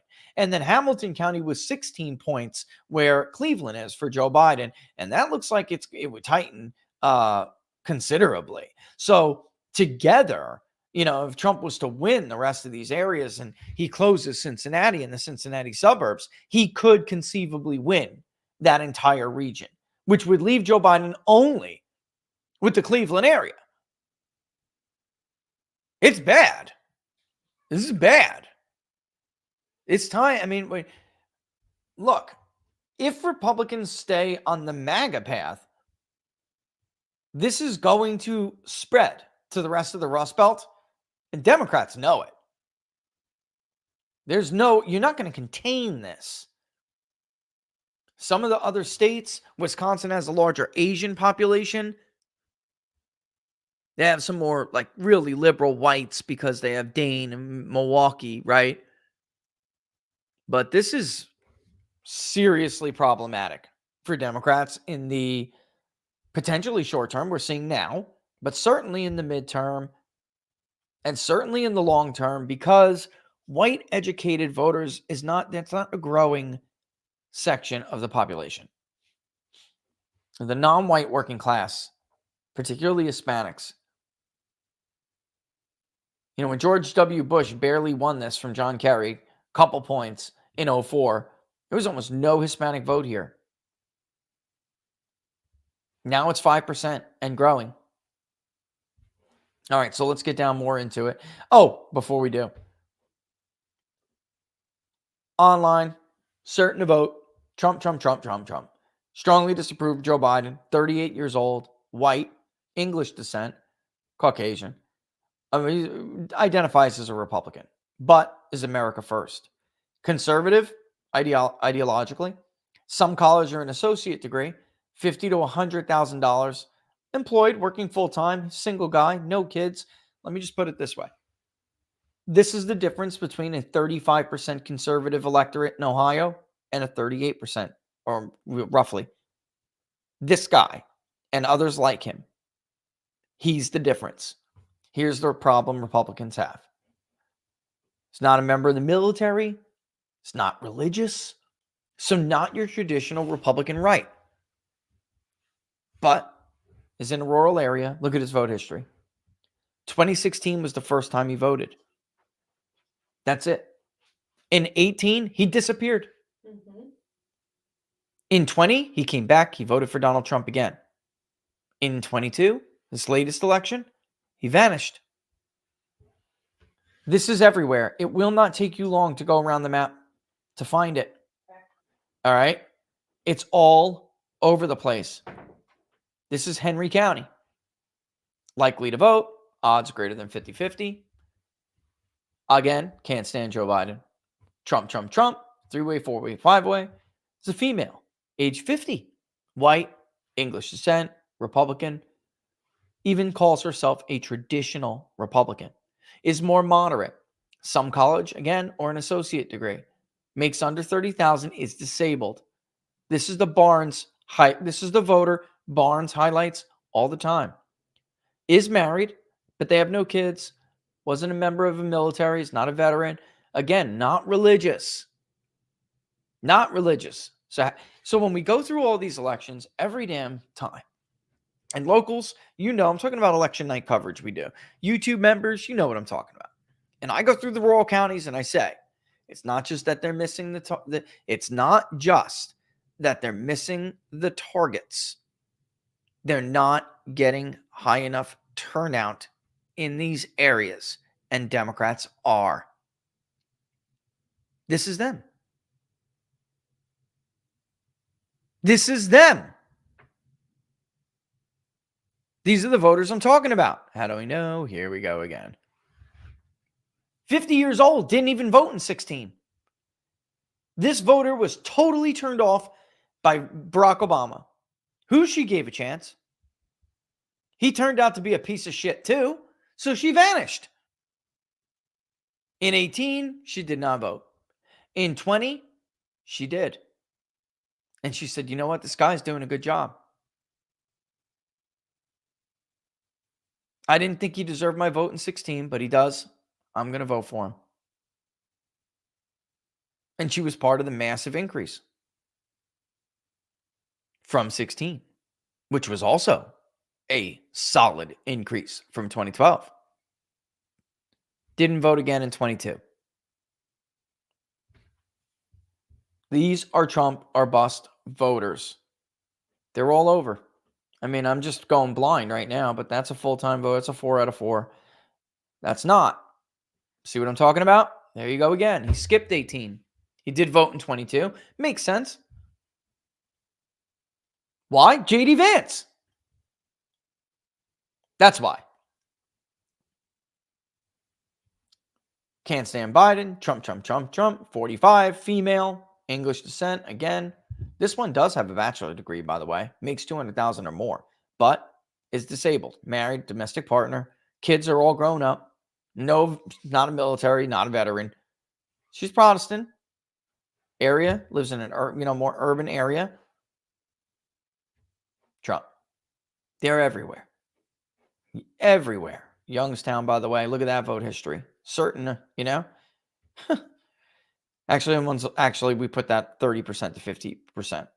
Strongly disapprove. Trump, Trump, Trump. Female, 72. Oh, I know. I remember this. Specific. Does have vote history for the 2016 election. Postgraduate, 30 to 50,000. Married domestic partner. Kids are grown up, out of the house. I mean, guys, do yourselves a favor. I only ever have 2 hours to go over this stuff with you. Go through these interviews. Read them. Not a 16 voter. 28-year-old female. Trump, Trump, Trump, Trump. 28 years old. Age and race. Age and race. Age and race. Kids aren't school aged yet. She's married. She's a single mom. Unemployed, right? Under 30,000. High school degree or better. Trump. You think that person's voting for Nikki Haley? You're out of your mind. Out of your mind. Look at that. Everywhere. They're everywhere. This first-time vote in Ohio is bigger than Pennsylvania. And Michigan, there wasn't a huge first-time vote in Pennsylvania, although it is bigger than prior primaries would suggest. Talking about a couple 100,000 more. Michigan was a little bit bigger than that. Ohio looks to be big. And then Iowa, which is a caucus, so it does throw those percentages out of whack, but a 40% first-time caucus goer potential is not impossible. I mean, we've seen it before. Caucuses are different. Even in Dayton, go through Dayton. Look at that. There you go. Perfect. And this is a certain 62 years old, high school, 50 to 100,000, not a vet, Catholic, actually. Trump. But did not vote in 18. It's a 3 out of 4. This is a 4 out of 4. You know, you can keep going on and on and on. See if we can find some African American. This is white. What was the vote share? Bear with me for 1 second. Oh, I could just read it. Yeah, it's in the press release. We'll come back to that. Okay. I went on and on and on for a long time about, but the maps are really, I'm putting them up there for a reason, guys. And see, some of them are linked now. They should all be soon. Trump leads Biden and the generic third party with 13 points. Voters who participated in the 2020 presidential election told Big Data Poll they voted for Trump 53-9 to 42.6. Very close to the actual result, folks. It was 53.3 to 45.3. So we are really close. Yet, in a hypothetical three-way with a generic candidate, Trump now leads with this group by 12.3%. That is over 4-point swing among the 2020 electorate. And among those who did not vote in 2020, Trump leads by an even larger 19.4%. Where's my water? Hold on. Just while I take a quick water break, marinate on that for a second. How long have we been talking about these unlikely voters and these first-time voters, but first-time only Trump voters? And then that's nothing compared to the people who aren't even registered, because we screen those people out. They're usually around 20 points or better. Republicans are the stupidest party in the world.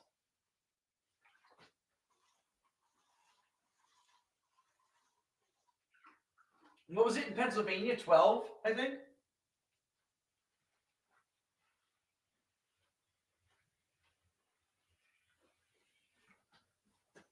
Even USA Today has written, I think, a total of five different stories about this. That if they played their cards right, with Trump as the nominee, this could potentially not at all be close. Obama led with these voters over Mitt Romney. Obama led with them over McCain. They've been doing the unlikely voter poll forever. Trump led with them over Clinton by less margins than this. Or smaller margins, I mean. We're intentionally gauging support for general third-party candidates in the Rust Belt to compare to named candidate because several of the big six have more obtainable ballot access requirements. Because people are like, Rich, why aren't you doing the head-to-head? And then the margins would be higher. Yeah, and we'll do it next time. I hear you loud and clear. But there is a reason we did it this way. Because if you look at 2020 and you look at the state of Ohio, it was Trump, Biden, Jorgensen, and Hawkins. You look at Wisconsin, it was Biden, Trump, Jorgensen, Hawkins, Kanye West, Brock Pierce, and Roque de la Fuente. At Pennsylvania, Joe Jorgensen was on it. It's a little harder to get in the ballot in Pennsylvania. In Minnesota, Biden, Trump, Jorgensen, Hawking, West, Pierce, and de la Fuente. Oh, by the way, Minnesota actually had more, didn't it? Gloria La Rivera, Allison Kennedy. So it was even more than that. Some of these have more. By the way, Iowa, are you ready? Biden and Trump, of course. Jorgensen, West, Hawkins, Blankenship, de la Fuente, Ricky King, and Brock Pierce. They have, if they're going to be on the ballot, Pennsylvania is the hardest out of them. Michigan's not easy either, but I would not call it difficult. Pennsylvania could be a pain in the butt. Democrats successfully removed the Green Party candidate and Kanye West from Pennsylvania. So we wanted to do that. However, we could also do the head-to-head in the future, and we will. And we'll do that for even national, okay?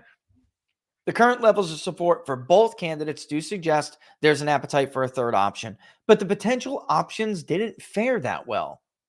all that well. In other words, when we asked generically, there was a larger amount who said, yeah, another party. But then when we gave them that option, when we gave them Kennedy, the options that are currently in front of them, when we gave them Kennedy, when we gave them Kennedy, West, and Stein, we actually, in some instances in these states, saw the undecided vote go up. But while we did, and this is really important, even as the undecided vote increased in some of this, Trump's support refused to fall.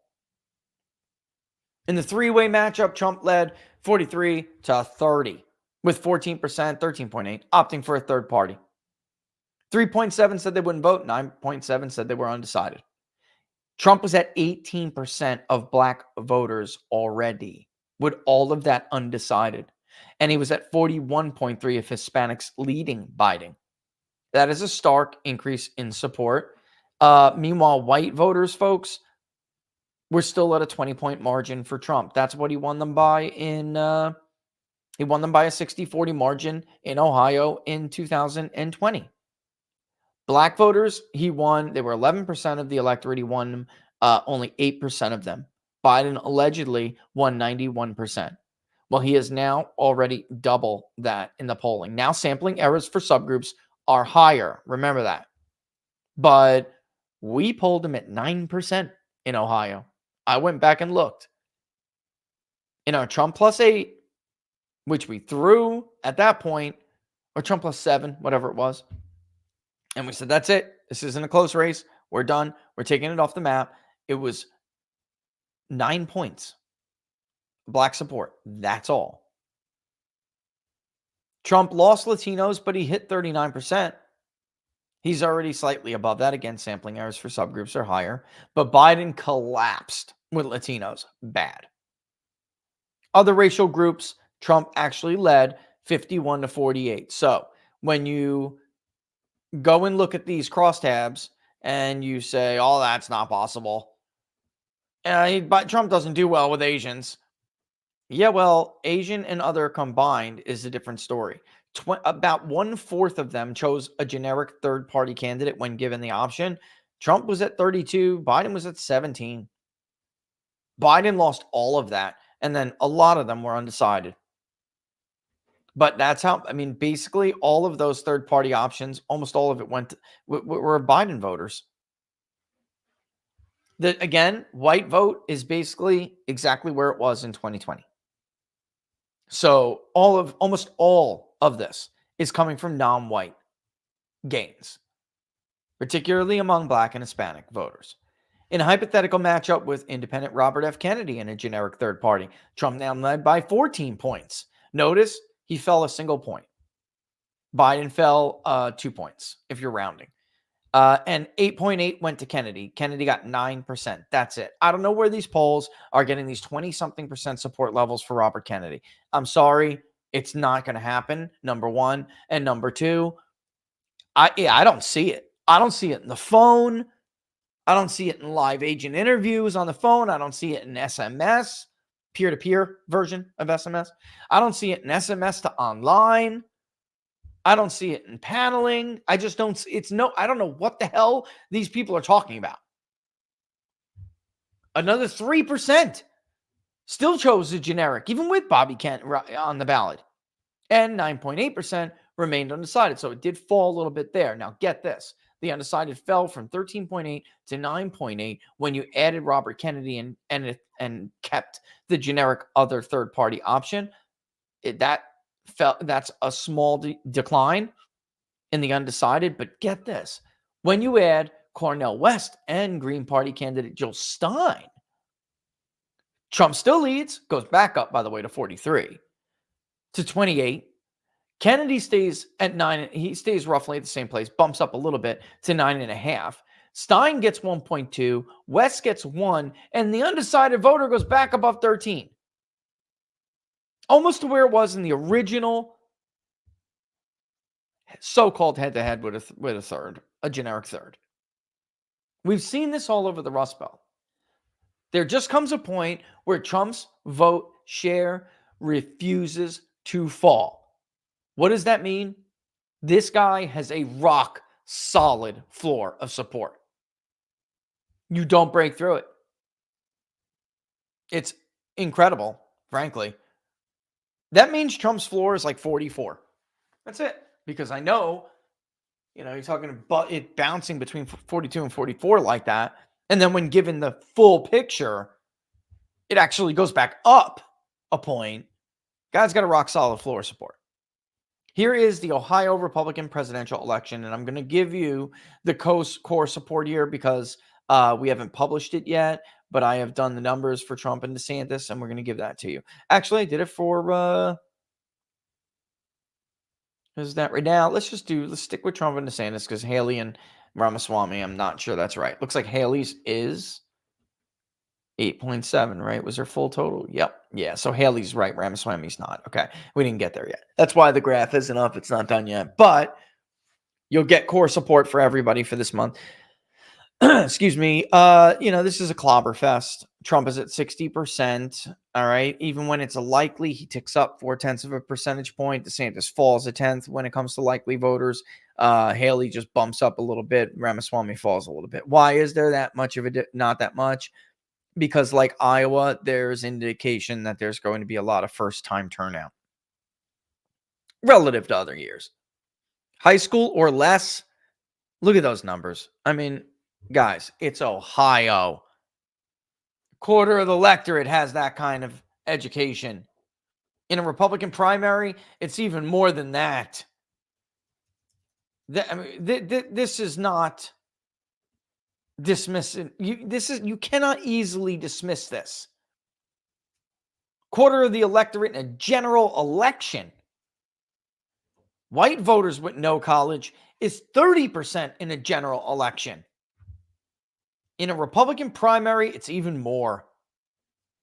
And Trump is carrying damn near 3/4 of them. 74.3%. DeSantis is at 8.7. Haley's at 2.6.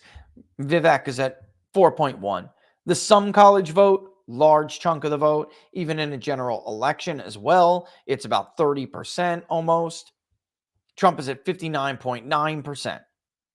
I mean, these are just enormous. I don't know. I want to say, I hate using the word impossible, but the likelihood of being able to change this dynamic and defeating this guy is so infinitesimal. It's almost ridiculous to entertain every day. That's why I said last week, I'm really kind of over this game. These are enormous numbers. He's even leading with a majority among voters who have a 4-year degree.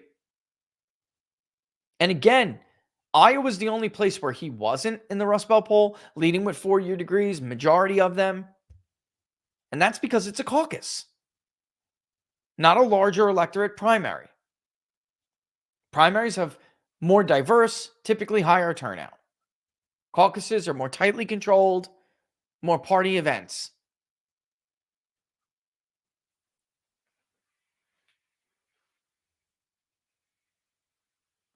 DeSantis is only getting 13.5% of 4-year degrees. Haley's only getting 14. Advanced degrees, Trump is winning the strong plurality, 41.4. DeSantis gets 18.4. Nikki gets 18.6. Vivek is, 7.5. I mean, it's even more talking.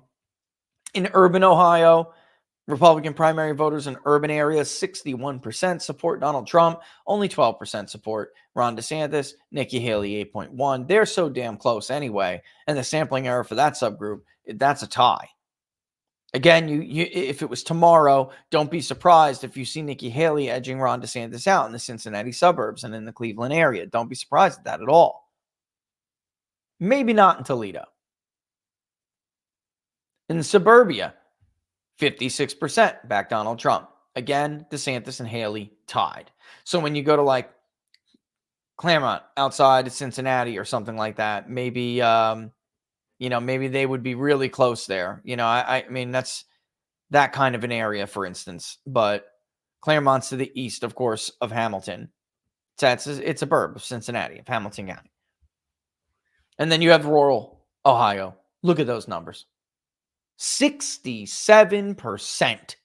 66.8 above a super majority, folks. Do you know what the Ohio Valley is going to look like? 11.9. A beep, a beep, a beep. That's all, folks. Protestant vote share, 58% to 12.1 for Ron DeSantis. Ron does a little bit better among his own Catholics, but he really just, not really, 13.8, and Trump is still taking 57.5. 0.2 of a percentage point difference between Protestants and Catholic vote preference. And then self-identified conservatives, again, over a super majority. I mean, I don't know what the hell we're doing here. On the Democratic side, President Biden is also dominating the field. Marianne Williamson and Dean Phillips only get 6% to 2 point. Biden's getting 62. Marianne Williamson's getting 6 flat. And Dean Phillips is only getting 2.8. This is something we found in the Rust Belt in a lot of places. It's notable. 9.4 said someone else. But 20% are still undecided. Understand what I'm saying. Trump is at the same level that Biden is at. He is the incumbent president, and he has 2 no names running against him who have no money. And he's at the same level as Trump. That is embarrassing. Joe Biden's approval rating has completely collapsed. Only 13.6% of Buckeye State voters strongly approve of the job the president is doing in office. 45% strongly disapprove. His combined approval rating in Ohio stands at just 35.9%, juxtaposed to an extremely negative combined disapproval rating of 59.6%.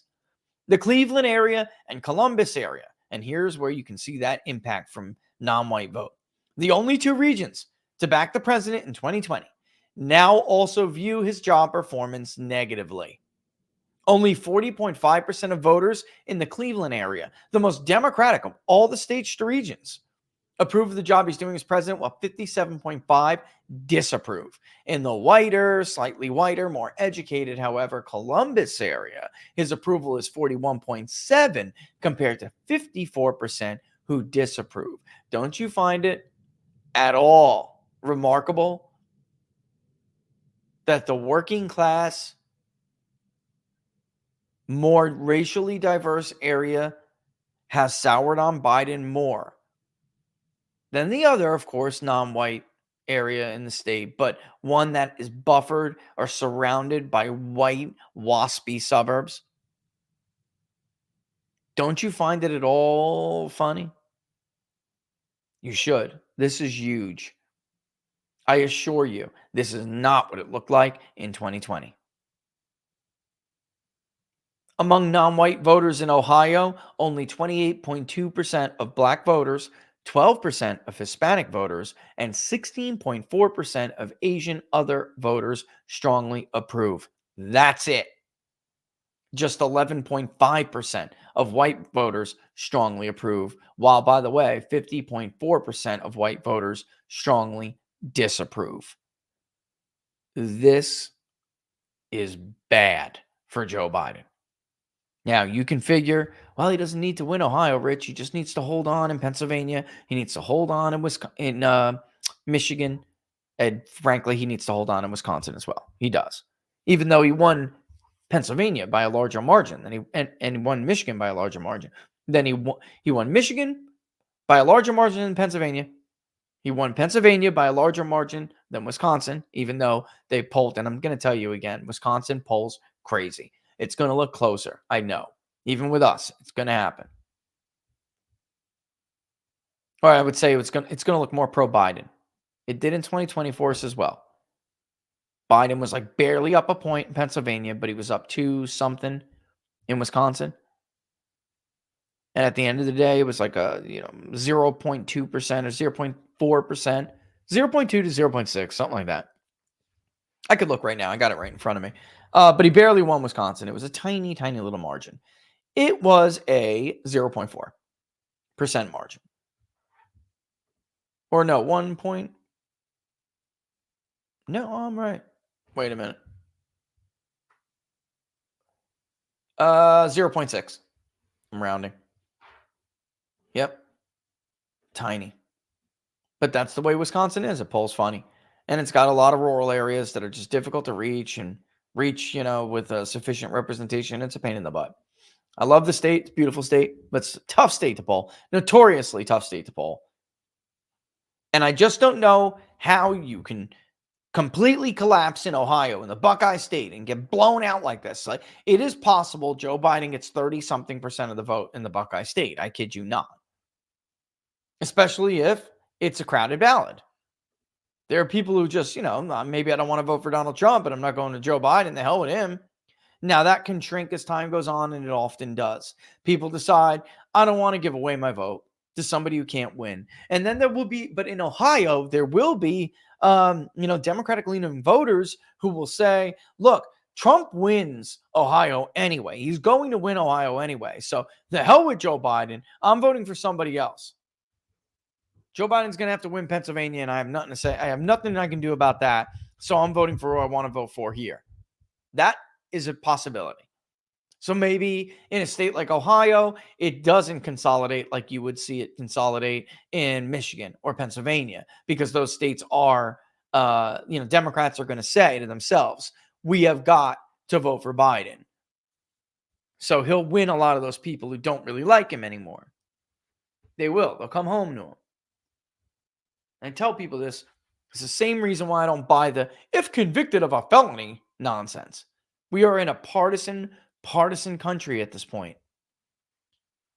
So when it comes to presidential elections, you're not going to see that kind of crossover. By the way, Eric's another idiot. Stay Puft Marshmallow Man. Every poll right now has Trump winning more Democrats than Biden's winning Republicans. So, I just don't know where he gets this crap from that he pulls out of his fat you-know-what. So tired of these people.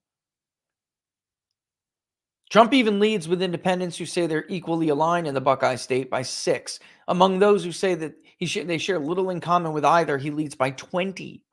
He takes 10% of independents who align with Democrats more than Republicans.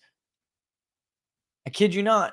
You know how many Republicans or independents that align with the Republican Party more Biden takes? 2.6%. That's it. Trump is even winning moderates in Ohio right now. When was the last time a Republican won moderates at a presidential level? I don't even know. He's got a 20-point lead with independents. Folks, this is just ridiculous. The stuff we're subjected to every single day. When our community, rooted in data, knows better, and on a daily basis has to listen to this nonsense. Stan, what a great question. If Michigan moves its primary, won't they lose 90% of its delegates? Not if they invoke Rule 2B. So they'll have to have some kind of hybrid model with the winner-take-all provision. That was what the fight about California was all about. And I'll use the last couple minutes we have here to answer some questions. That was really good. Let me just take a real quick puff, and then I will do so. That's a great question. Remember, California wanted to change their rules, and they made this, fictitious argument of they had to move to a proportional allocation, because if they did not, then they would wind up losing. Look at that vote history too. See what I'm talking about? If they did not, then they would wind up losing. They're being penalized. Their delegates, and they're the most delegates out of any state, and wouldn't be right. And that was a load of crap. You can keep all 169 delegates, just like Michigan can keep all of their 55 delegates, as long as you recognize and abide by Rule 2B, which says if you're moving that primary up, then you have no choice but to make your system a hybrid or a winner take most, and then it's fine. And all you have to do is have it's like having backup rules for proportionality, but your provisions, your winner take all or winner take most provisions are going to be triggered in like 99 out of 100 instances anyway, because that's just the practical nature of your rules. That's what California did.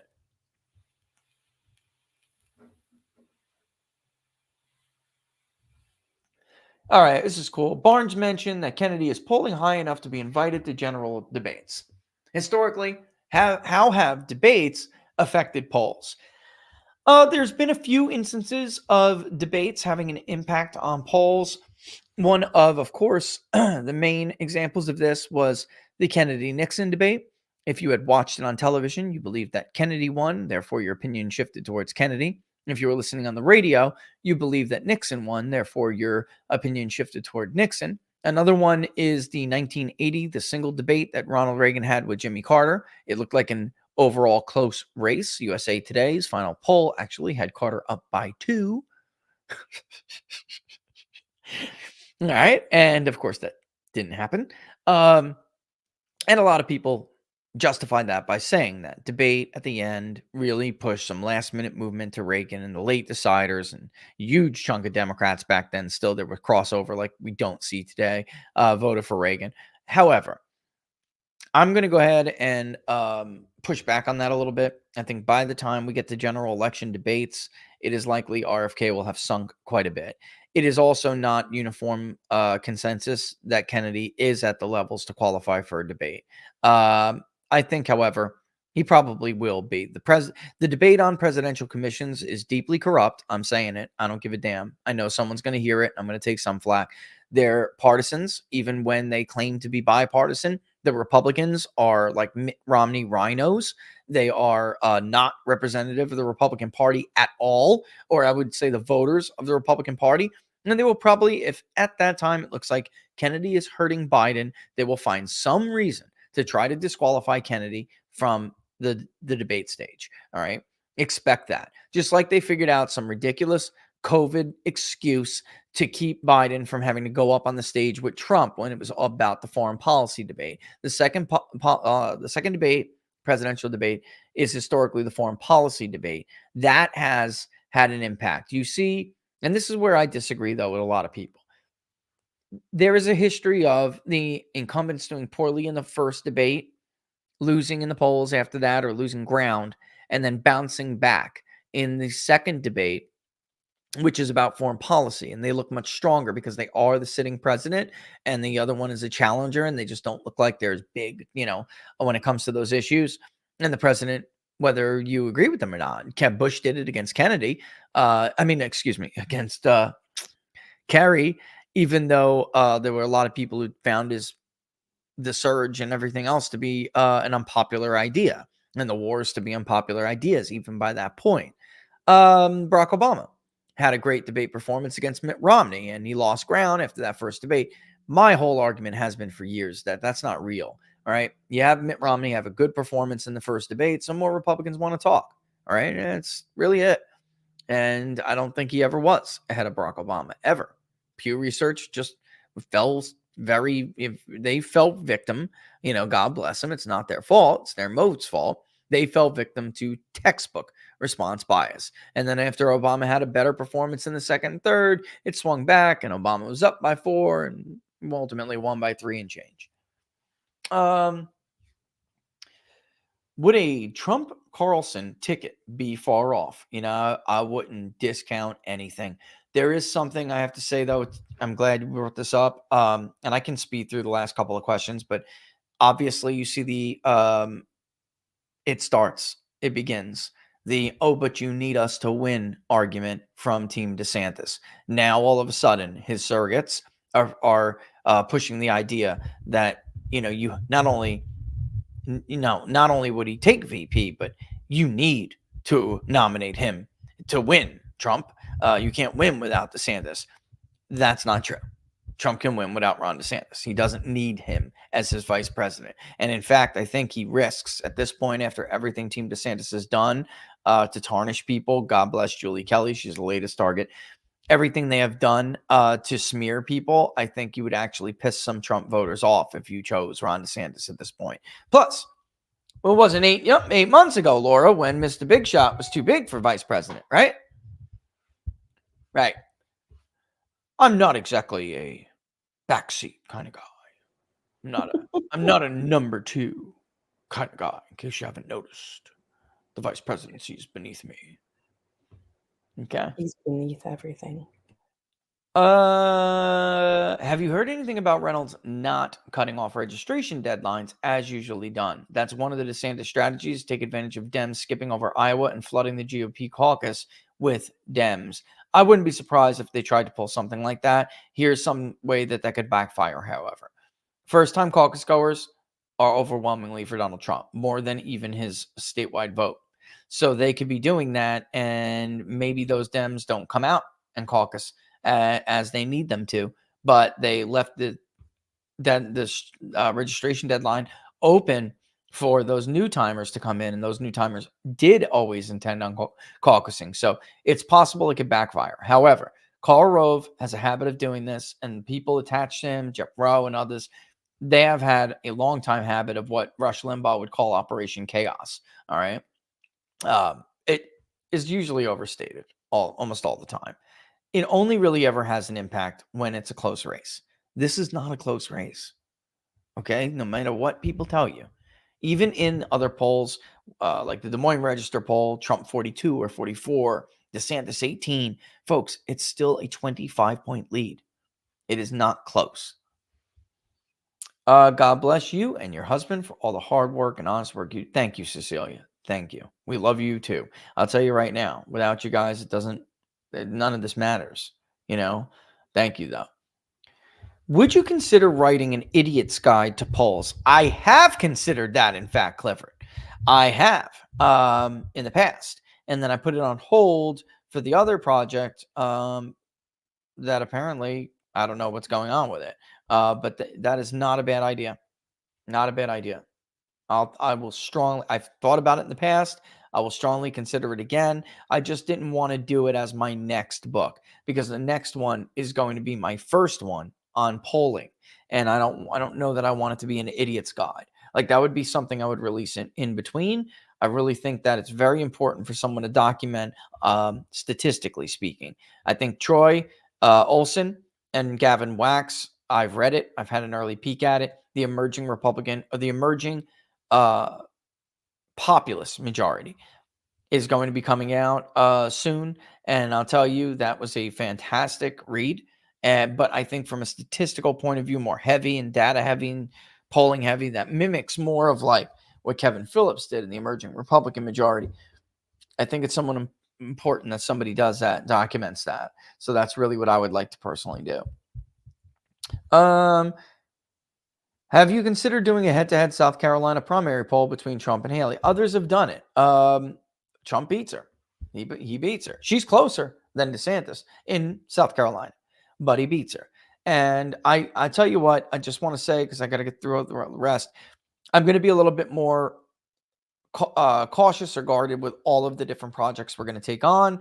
Not going to overextend us. I want to do things. That's why I like the Rust Belt poll idea, because I really think that the Pennsylvania Avenue will go through the Rust Belt.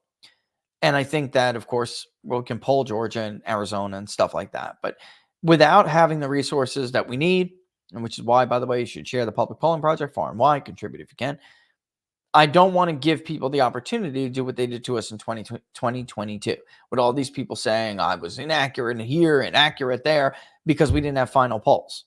And using a poll that's 2-3 months old to claim, oh, he got this one wrong, he got that. That's BS.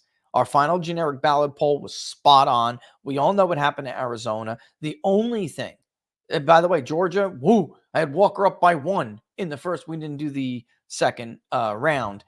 Warnock was up by 1. That's called a freaking accurate poll.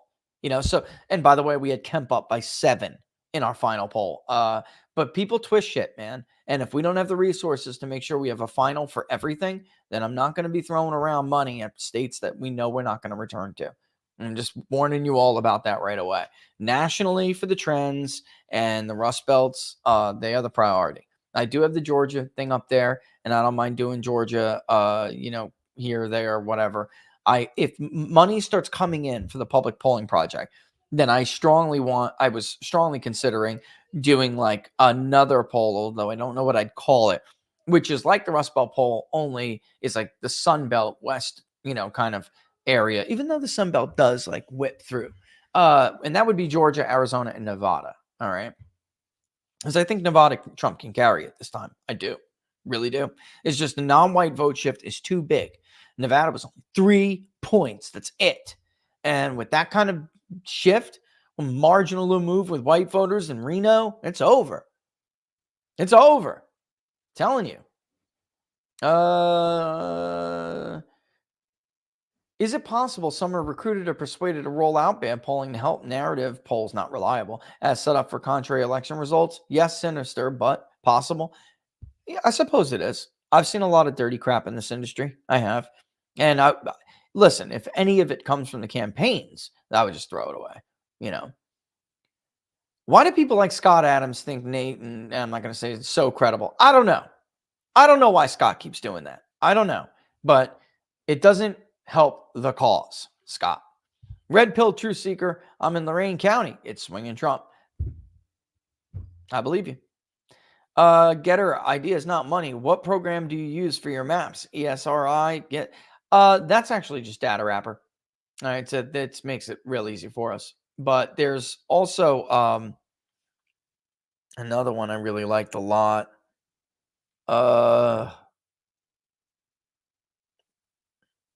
Crap. It's not called Map Data, is it? Let me see. There's another one I really like a lot, but this one we can use. Keep it simple to do live polling, which is our next goal. Okay. Mapline. I like Mapline a lot, but Data Wrapper seems to have no issues with large data sets. I just don't know how we would be able to integrate Mapline so that it's able to handle the live polling as well. And if it can't, then I don't really see the point to it, Rich, Republicans are the stupidest party by far. I personally think the GOP's capacity for incompetence and self-sabotage is limitless and think they have far more room to grow in such regards and newer worst records to set. Owen, I would love to be able to disagree with you, but these are some incredibly stupid people. And I'm not talking about the voter. I'm talking about like you are. I know you're not. I'm talking about the donors, the party elites, the big con, fat slobs like the Stay Puft Marshmallow Man. These are dumb people. Dumb people. Are the Democrats going to kill Biden in office? So, oh my God, I was reading it and I didn't even think of it. So he's not on the ballot. Holy crap. I didn't mean to read that. It is a good question. I don't put anything past anybody anymore. It's incredibly difficult to remove an incumbent president from the ballot. Gavin Newsom performs even worse than Joe Biden against Donald Trump. Kamala Harris, ditto. Although I think that, there's some things that they're both going to be looked at as arrogant snobs. Biden did not win Pennsylvania because he took the I'm a liberal, arrogant snob approach. He didn't. All right. Newsom comes across like that. And I'll tell you what, I'm going to end it with this because that was the last one. I think that if you're a Republican, you should be more than a little concerned about this DeSantis-Newsom debate. Okay? DeSantis is doing what they do always.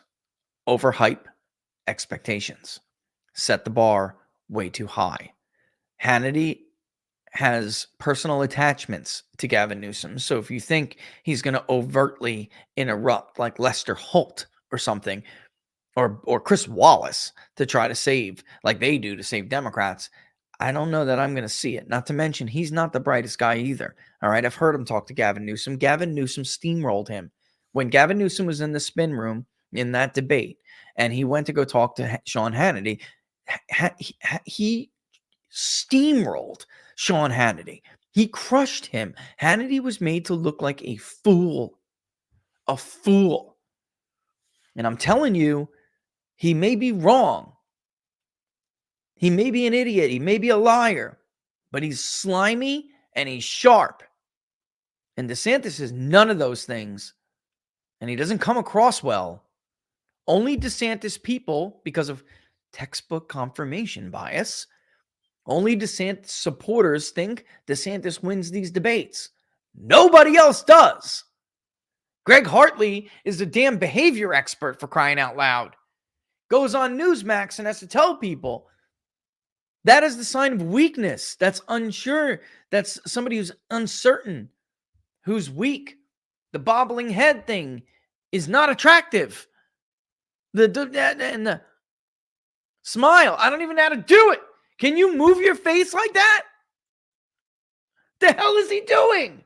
It's a cross between constipated look with an uplift of the It's lips. supposed to be a smile. He looks like a scary movie serial killer of some sort. Holy shit. You trying to do your best impression of Jeffrey Dahmer before he tries to make the zombie? What are you doing? It's not, and I'm telling you, it could make Gavin look good. And people are like, oh, all the Trumpers are rooting for Gavin Newsom to beat this. Nobody is doing that. Believe me. You would be stupid to, because you may set, if he beats DeSantis in this debate badly, or even beats him, it's a launch pad for him. What do you think he's doing? Nobody is hoping for that. But the reality, the sad reality is that only paid shills and influencers think this guy can debate. The rest of the world does not. And this has, notice he didn't want to debate when he thought he was going to be ahead of Trump by now in the polls. Gavin asked him to debate. He ignored him. This is silly. I have no time for this. I'm running for president. I'm 5 points ahead, according to the crappy Marquette poll. The crappy Marquette law poll has me ahead, so I can't be bothered with this. Now, of course, all polls are unreliable because he's getting his ass kicked, and all of a sudden he wants to debate this guy, and because it's a Hail Mary. It's his attempt to try to put himself out there and say, see, I stood up for conservatism against the big blue monster of California. I'm the governor of Florida. We're the red state. We show what red can do, and I stood up to Big Blue. Well, what if Big Blue crushes you? Then what will you have done for the red state, for the red voter? Once again, he wants to talk about risk assessment all the time now. Okay, well, you have once again did a cost-benefit analysis and decided, no matter the cost, benefiting you and your political ambitions is worth risking it all. So thank you for once again putting yourself first. How are those insurance rates going? All right. Don't forget, like, share. If you like the video, like it, share it far and wide. Public Polling Project, link is in the description. We'd love to get your support for it and share it. We know it's the holidays. We know how things are. That's why we would love to broaden the contributor base. Public Polling Project is the only publicly funded survey, and we are successful at it, which is amazing. It's been tried before, but it was never successful. And I think why is because, number one, people trust me to do my best job. Number two, we have a good track record. Number three, we have some good publicity behind it, so that always helps. And number four, we're just awesome. Number four, we keep it effective. And the truth be told, Laura and I spend a lot of our money on it, a lot of it, and that's just the way it's going to have to be for right now. All right, so that's just it. So do what we can, push it out there. The national poll that was up there is meant to basically cover the rest of the cost of the Rust Belt poll. So yeah, that would be great. And then also there's Georgia for those who wanted to talk about other states. If we, like I said, we have some huge boost of success, I would love to add to the Rust Belt poll, like Florida, Georgia. I didn't miss Florida, by the way. Florida, Georgia, Arizona, and Nevada. And that would kind of be like a Sun Belt thing. I don't know what I'd call it yet, but Florida's gone, folks. I mean, he is blowing. Florida away. It's just that, that it could be DeSantis's last stand if he chooses to stay there. And right now, everyone thought I was crazy with that 40-point lead for Trump. Well, now Florida Atlantic University just echoed us 100%. So of course, folks, I'd never bullshit you. If I get something wrong, I get it wrong. If I come out with something that says the guy's getting beat in his own state by 40 points, it's probably smart to believe it. Nobody, unless you're a total idiot, would go out on a limb and publish results like that unless they are very confident about them. And this is getting ridiculous now. Every time I put something out there that's out of the mainstream, I got to listen to bitching and moaning for a week or two until somebody else either catches up or releases a poll showing the same thing. All right, so there you have it. All right, keep an eye out for Minnesota, and we'll talk about that in Wisconsin on Wednesday, plus many, many other things. Again, I hope you had a great Thanksgiving. We're back to the crunch. Go get your Cyber Monday gift shopping done so you can save yourself some money. All right, and then you don't have to get crushed with late presents. That's what Laura and I are trying to do for the kids. We're trying to wrap this up today, or at least the vast majority of it, try to save ourselves money, right, Laura? And then, you know what I mean? And of course, absolutely 100%. 100%, yeah. I've been triple tasking. I know you have been. And now it's time. You and I are going to take a break for lunch here in a second. All right. With that in mind, none but love for you. We will see you on Wednesday, right, Laura? And yes, we've got a lot more to go over, ungodly amounts of polling data to go over, and then we'll introduce you to those different modeling tactics. Thanks, folks. Laura has put it all up on there as usual. Don't forget Jam and Bean. Go check them out. All links are in the description. See you soon. Be good. Be safe. And as always, deuces. Deuces. Watch out for that misinformation. Watch out for that polling misinformation, folks.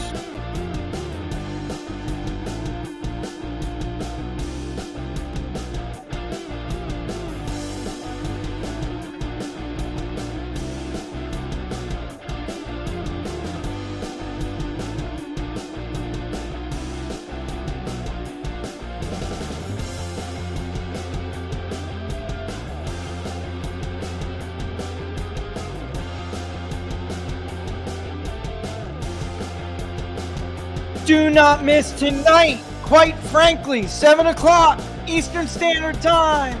My good friend Frank and I will have a monthly discussion. Thank you for reminding me about that. Frank the Tank, baby. You'll love it.